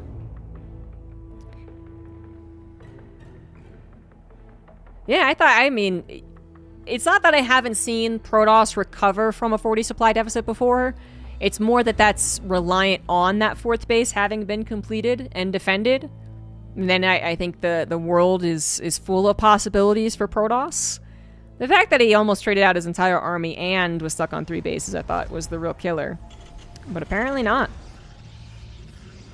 Maybe Clam shouldn't have taken the fight there at all. Maybe he should have just retreated, knowing that that was the one perfect timing. Maybe he should have gotten Vikings over anything else if he would have.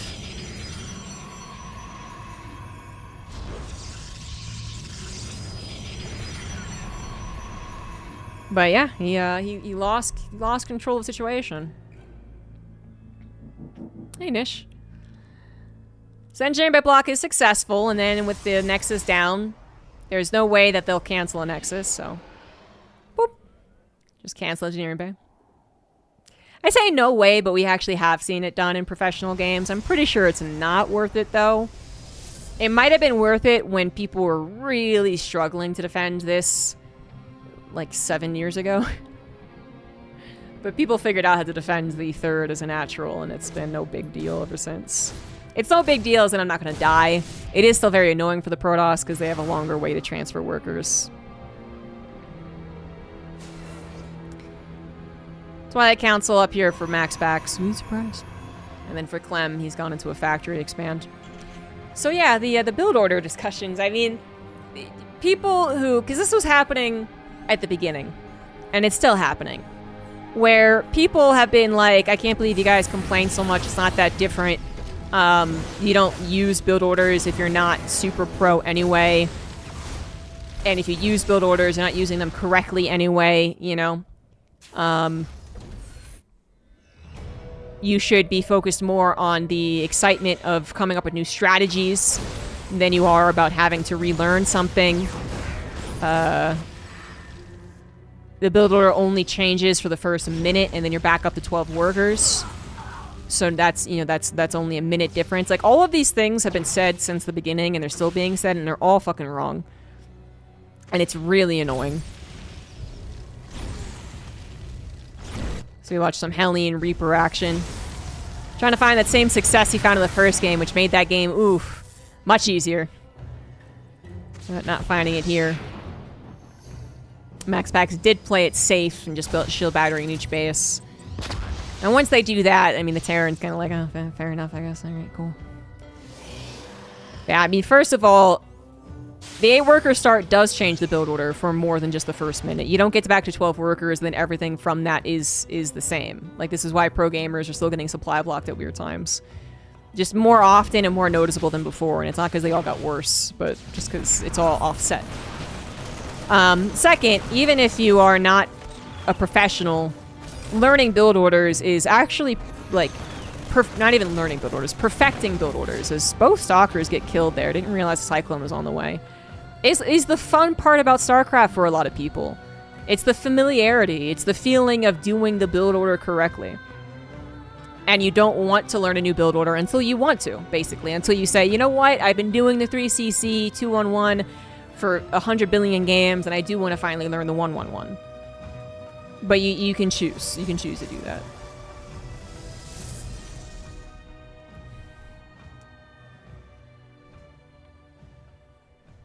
And then people saying it's fun to have new strategies, and it's like, are you really? Like, some people are using the 8 workers as an excuse to legitimately do something new. Like, they never proxy Widowmine before, and now they're proxying Widowmines, but that's not because of the 8 workers, you know? Like, that doesn't, you could have always done that. That much I definitely agree with. You can do whatever the fuck you want, unless you're a professional, in which case you are trying to hit the min-max, and that's, you know, that's life.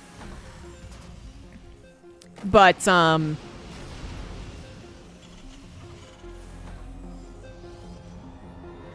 what the change 8 workers has done, as I had said before, it hasn't made a brand new strategy where I'm like, ooh, this and this and this, and let's try this and let's try this. Nice mass repair, but unfortunately won't stop the tank from dying. It's math. It's math homework. It's not what Patch's mod is, although not really displayed in this TVP, to be fair, but it was displayed in the TVP, even the TVZ, ZVZ, ZVP. Is you get to a point that you're familiar with and you're like, ooh, what's that? Ooh, what's that? Ooh, what's that? No, the 8 workers made you go, okay, so here's the math. Instead of sending my SCV at this point, I gotta send it at this point because I have this fewer. It's not fucking fun. And I hate when people say that it is. Or that I'm less of a StarCraft enjoyer because I don't enjoy what they enjoy about it. Like, fuck off. Big blink into the natural. Big risk, possibly big reward. Loses the Warp Prism. And Clem should be very, very happy that that actually worked out right there. Because if the Warp Prism was still alive, it could be very dangerous for him too. So Max Pax has lost the Warp Prism, lost the aggression, lost the control of situation, basically. Now Clem can move across the map almost freely. A couple of Reapers came back in. Or a Raven. He loves his Ravens, apparently. New favorite unit for Clem. He actually is not building 3, though. He's gone into Medivacs, and he's going for a fairly early Marine tank attack. Combat shield's only just begun. Same with Marauder slow. Warp Prism was remade instantly. Someone should get Max Packs a Warp Prism plushie. We've got a little attack here through the slow zones, whittling down the Marine numbers to hopefully allow the tanks to be focused instead. This is where that Raven actually, this is what I was thinking, is like, oh, maybe the repair drone could have helped. But if you are having the Stalkers focus it, then it's like, I don't know. Oh my god, exactly, Mnemonic. Oh my god, that's actually such a good... It's like the narcissist's prayer. No one uses build orders. If they do, they don't matter. If they matter, you're using them wrong anyway. Oh, that Robo is in such an unfortunate position. Oh boy, SCVs are obviously pulled, bunkers being built, tanks in the back, or yeah, tanks dying to stalkers on the backside. It's a good maneuver, but the tanks taking a lot of shots off. The bunkers, however, not done before most of the Terran army has been killed, and yet Protoss units also getting very, very low on health, getting low in number, but the no bunker finish? Damn. I thought one of them was going to finish. Seems very, very tight. I mean, certainly the deletion of the Robo makes this look promising, but I'm afraid MaxPack still with supply, with economy, with the gateways, is just going to outproduce Clem's attempt to reinforce here. Clem realizes it as well, gives up on the rally, lifts in hopes that multitasking will help him out here, but he's got a lot to recover. The third CC is very late. MaxPack saturated third base has not been touched. His fourth base is going to come up now. Double drop in the main. Is this getting... Maybe this is one thing I will say has not been as exploited as perhaps it could be. The recall is different. The recall is much smaller, so you can't recall like your entire army, which is basically what you can do in the live version. It is on a far lower cooldown, so you can recall more often. But it's to the gateway, not the nexus. It is still a universal ability. Maybe this opens up a bit more of the multitasking. But I gotta say, like, you know, because the old recall, the live recall, is such a oh shit button, and we don't see it being used that often, it's not... I don't think it's going to be that exploited. You know, Protoss aren't dying to multitasking from Terran nowadays, not because they have recall. It helps in case there is that one moment, but it's just because they've gotten better and whatnot. But maybe there is something there. I don't know. We got the shield upgrade on the way for the Stalkers. This is a cleaner game for MaxPack. I really, you know, he was in such a dangerous position last game, and I really thought was going to die. He did not have the time or money to afford the additional upgrades. That didn't end up really hurting him too much, because it's not like Clem's army is that different either than, again, like a live version of the CDP. This follow-up attack does manage to cancel the fourth, so already very, very good. We're just now getting to the first Colossus after pumping out 2 Immortals. That Robo was killed, remember, so... It didn't stop MaxPax from holding the push. It did stop him from having exactly what he wanted as fast as possible. If he wanted 2 Immortals, he had to wait for the to rebuild. This is the Colossus dot upgrade, which he is once again deciding to go for first. I believe Extended Thermal Lance is better, but I like that MaxPax is still experimenting, even though it also seemed like he determined it was better. He was like, well, you know, maybe not. Maybe in this situation, it could be this or that. We'll see.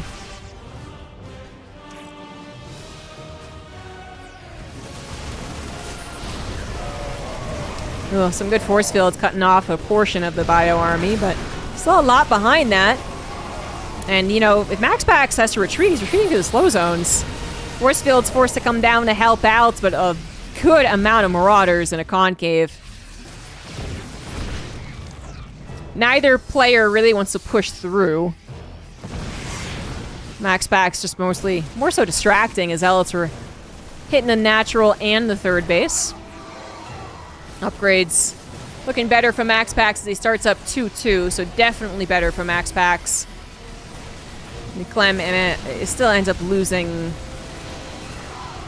13 SCVs despite being in relatively good position.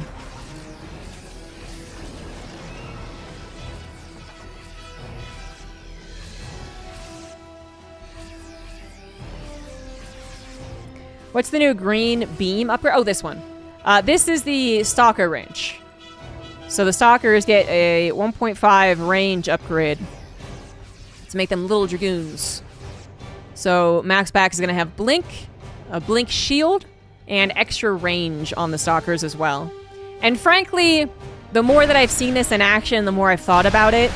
I do think this is a matchup that looks better for Protoss right now, balance-wise. You know, obviously Clem kind of he demolished Shameless, so that made Terran look really good, but Max Pax is generally better, and I think, yeah, factually a better Protoss when it comes to PvT, as he takes a pretty damn good fight here. Supplies are even, though, as Clem tries to reinforce fast enough, but he's got 3 Colossus beaming down with dots as well, and not a lot of Vikings to take them out before they do a mass amount of damage. But yeah, it especially seems broken with Max Packs, for sure, for sure. But just in general, when you think of how basically seamlessly these upgrades add in, yes, you got to get the Dark Shrine for the range upgrade, but it still seems pretty seamless to me. And it's still so good because it really is, it's adding 2 additional upgrades to a core unit that already had very high skill expression. And the Terran does not get an equivalent. I don't know what the equivalent would be, but it doesn't get an equivalent. So I think this is probably too strong. But I'm just, I'm a tourist right now in Patch's mod, so I'm not going to say it definitively.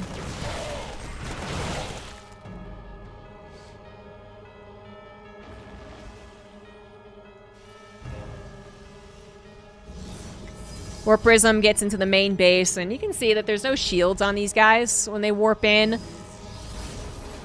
To me, it's not enough. The Warp Prism is still the most obnoxious unit that's surprisingly gone under the radar for being the most obnoxious unit. I don't know how that's happened. That was not a good Warp Prism, though.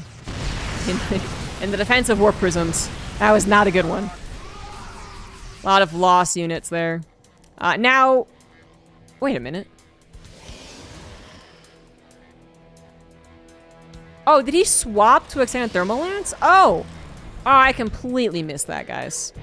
All right, he was absolutely getting this upgrade initially, right? And he was getting it for like 20 seconds. All right, so he swapped. So he still does think extended thermal lance is better. Which I think I do agree with overall. You know, I'm gonna say that Max Pax is a better Blink user than any of those guys you're mentioning. To me, he is the best Blink user. But that's just my typical non-Korean commentator bias showing through. You were once great, ZombieGrub. You used to be the biggest Korea boo. What happened? Roddy did this. Anyway, it looks like Max Pax is still gonna win this tournament. He was on the ropes in game 2, but now it is Clem who is down 50 supply. And he is gonna tap out. Max Pax wins 2 best-of-3s to win the Patches Mod Weekly number 2.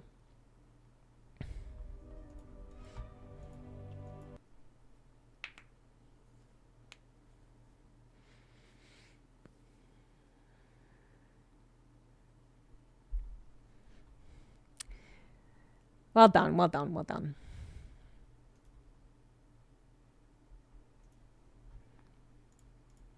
I don't think we went over the Zerg changes. All of them. We left on the Roach, which has a hive upgrade that reduces supply of roaches to 1. Doesn't affect Ravager supply, though. Ravagers build faster, which, you know, people have been suggesting to the modern StarCraft, I guess, to make the aggressiveness of Zerg better. They get more life, less armor. Now they get rapid expulsion, reduce the land delay for corrosive biles. They don't have, Hydras don't have lunge, but they get ancillary carapace. Hive. Get 10 health. Volant cuticles. Hydras take 1 less damage from attacks by air units for each ground carapace upgrade. Oh. Lurkers, speed increase, burrow speed increase. Seismic spines, research time. Burrow speed faster. There we go. Seismic takes a lot longer to build. No adaptive talons. Reduce spine movement. Don't enough lunch? Aww. Swarm host. Costs more gas, less supply. Pressurized gland. Allow locusts to attack air units while flying. Oh, man. I mean, if you are going to be forced into a turtle versus turtle game, I think that's actually kind of fair. The Protoss are asking for it. Hello. And then the locusts got their little change. They got more life, no longer timed. Now they lose HP over time.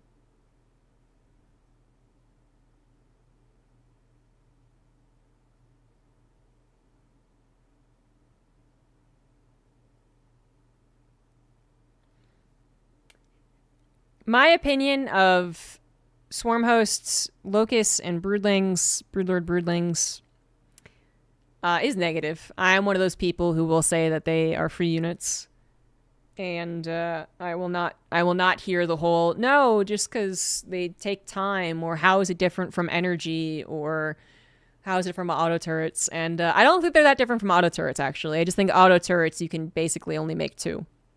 No one's making a mass amount of ravens nowadays. But if we had that problem again, I would say that auto turrets are actually the exact same. But if you got to kill something before you kill the thing that made the thing, then I consider that free units. So I don't like it. I don't think it should be in the game. I don't see a reason to hold on to it. I don't see why we're attached to broodlings and locusts and auto turrets, but whatever. Yeah, swarm hosts versus carriers.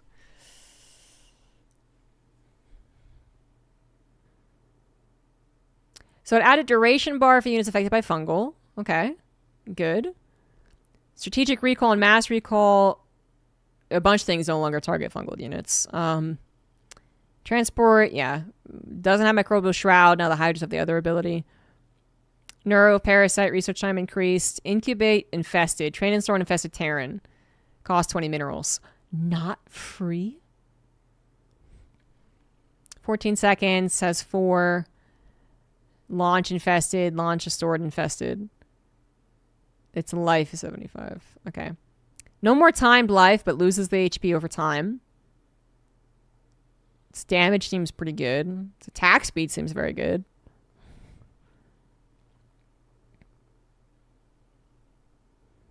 Now they have tissue preservation. Infested Terran's health by 5. Evolves them to last twice as long while burrowed. Ultras get more expensive. Inner radius of their claws. Radius is decreased though. Okay, the radius decreased.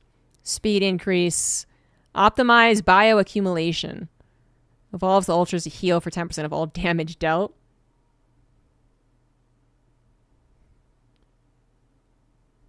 How does that work? Yeah, how does that work though? I don't understand. Is that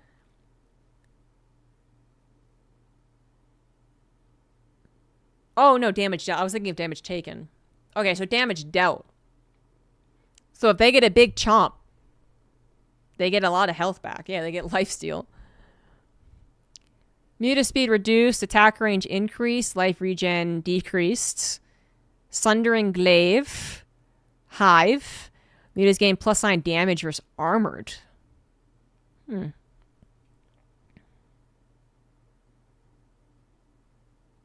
Make them snowball less by making them less mobile, but improve fighting.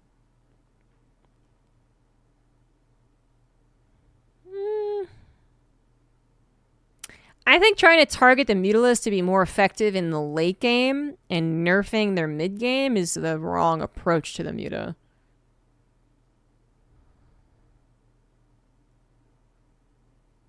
I don't think Mutas have to stay relevant. I think right now the problem is that they're disappointingly relevant in the early to mid game, where I think they're the funnest.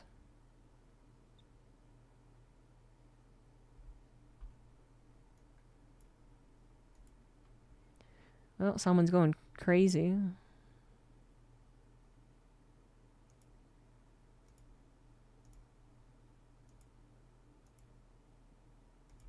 YouTube chat's a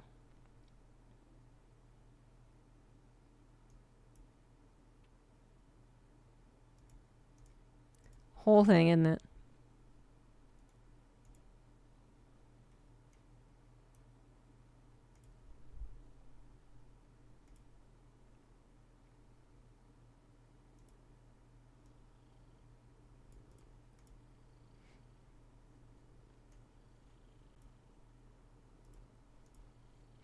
Good night, Miss Chaz. Thank you for the donation. Personally, I find the amount of upgrades kind of busy. Well, you saw the actual games played though, and I don't think it was busy at all. Did you? I mean, especially with that last TVP. I mean, maybe overall it is too many upgrades because they have added a lot, and simplicity has been one of the best things about StarCraft. But that said, I feel like we didn't really see an overwhelming amount that I was like constantly like, what is that? What is that? We got to describe this. We got to explain that. We got to explain the impact of this. Yeah, I think the Muta's heading in the wrong. I think it's just completely wrong direction. I think we should make the Muta's not relevant in late game, unless it is one of those special games, and then try and make it more possible to get to Mutas in the early to mid.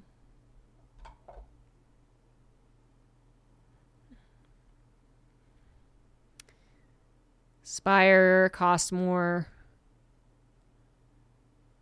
Back to what it was, and then takes more time. Greater Spire costs less. Broodling timed life remove now loses life. And then both Broodlings got a health increase. Broodling strike damage does a lot more versus structures. Viper, Phantom attack, consume, duration, energy. Okay. So yeah, now we've read through every single upgrade and change. Generally, I like all of the ideas. I see a purpose for them. I said my piece on the TVP. I think Protoss, their upgrades are more in line with the things that are already fun and already full of skill expression, and that just benefits them more in TVP. Zerg seems really cool. I'd like to see more Zerg. They got a pretty drastic base change with the way that their hatcheries and queens work now, which is neat. I don't have any suggestions. I'm not a good thinker. But I think everyone enjoyed it. And I think for the really, really dumb people who have been like, people just don't like change in StarCraft. The fact that almost everyone, the same people are watching all of these things, right? You're all in my chat, Roddy's chat, Take's chat, whoever's, right? Pretty much like the same people throughout this entire time, generally not really liking the new patch, but never blaming it just because it's a change, but really enjoyed looking at this. I mean, shows that we're not opposed to change. It's just the change that was given to us is not fun. And none of this was impossible to implement either, obviously. It's also already being tested a bunch for any weird dynamics, so it seems like one of the things that they could just install into live StarCraft, and I'd be like, well, it'd be nice if you gave them credit, but if you don't, then, Patches will just have to live as a martyr. For the greater good of StarCraft, let Blizzard have the patch.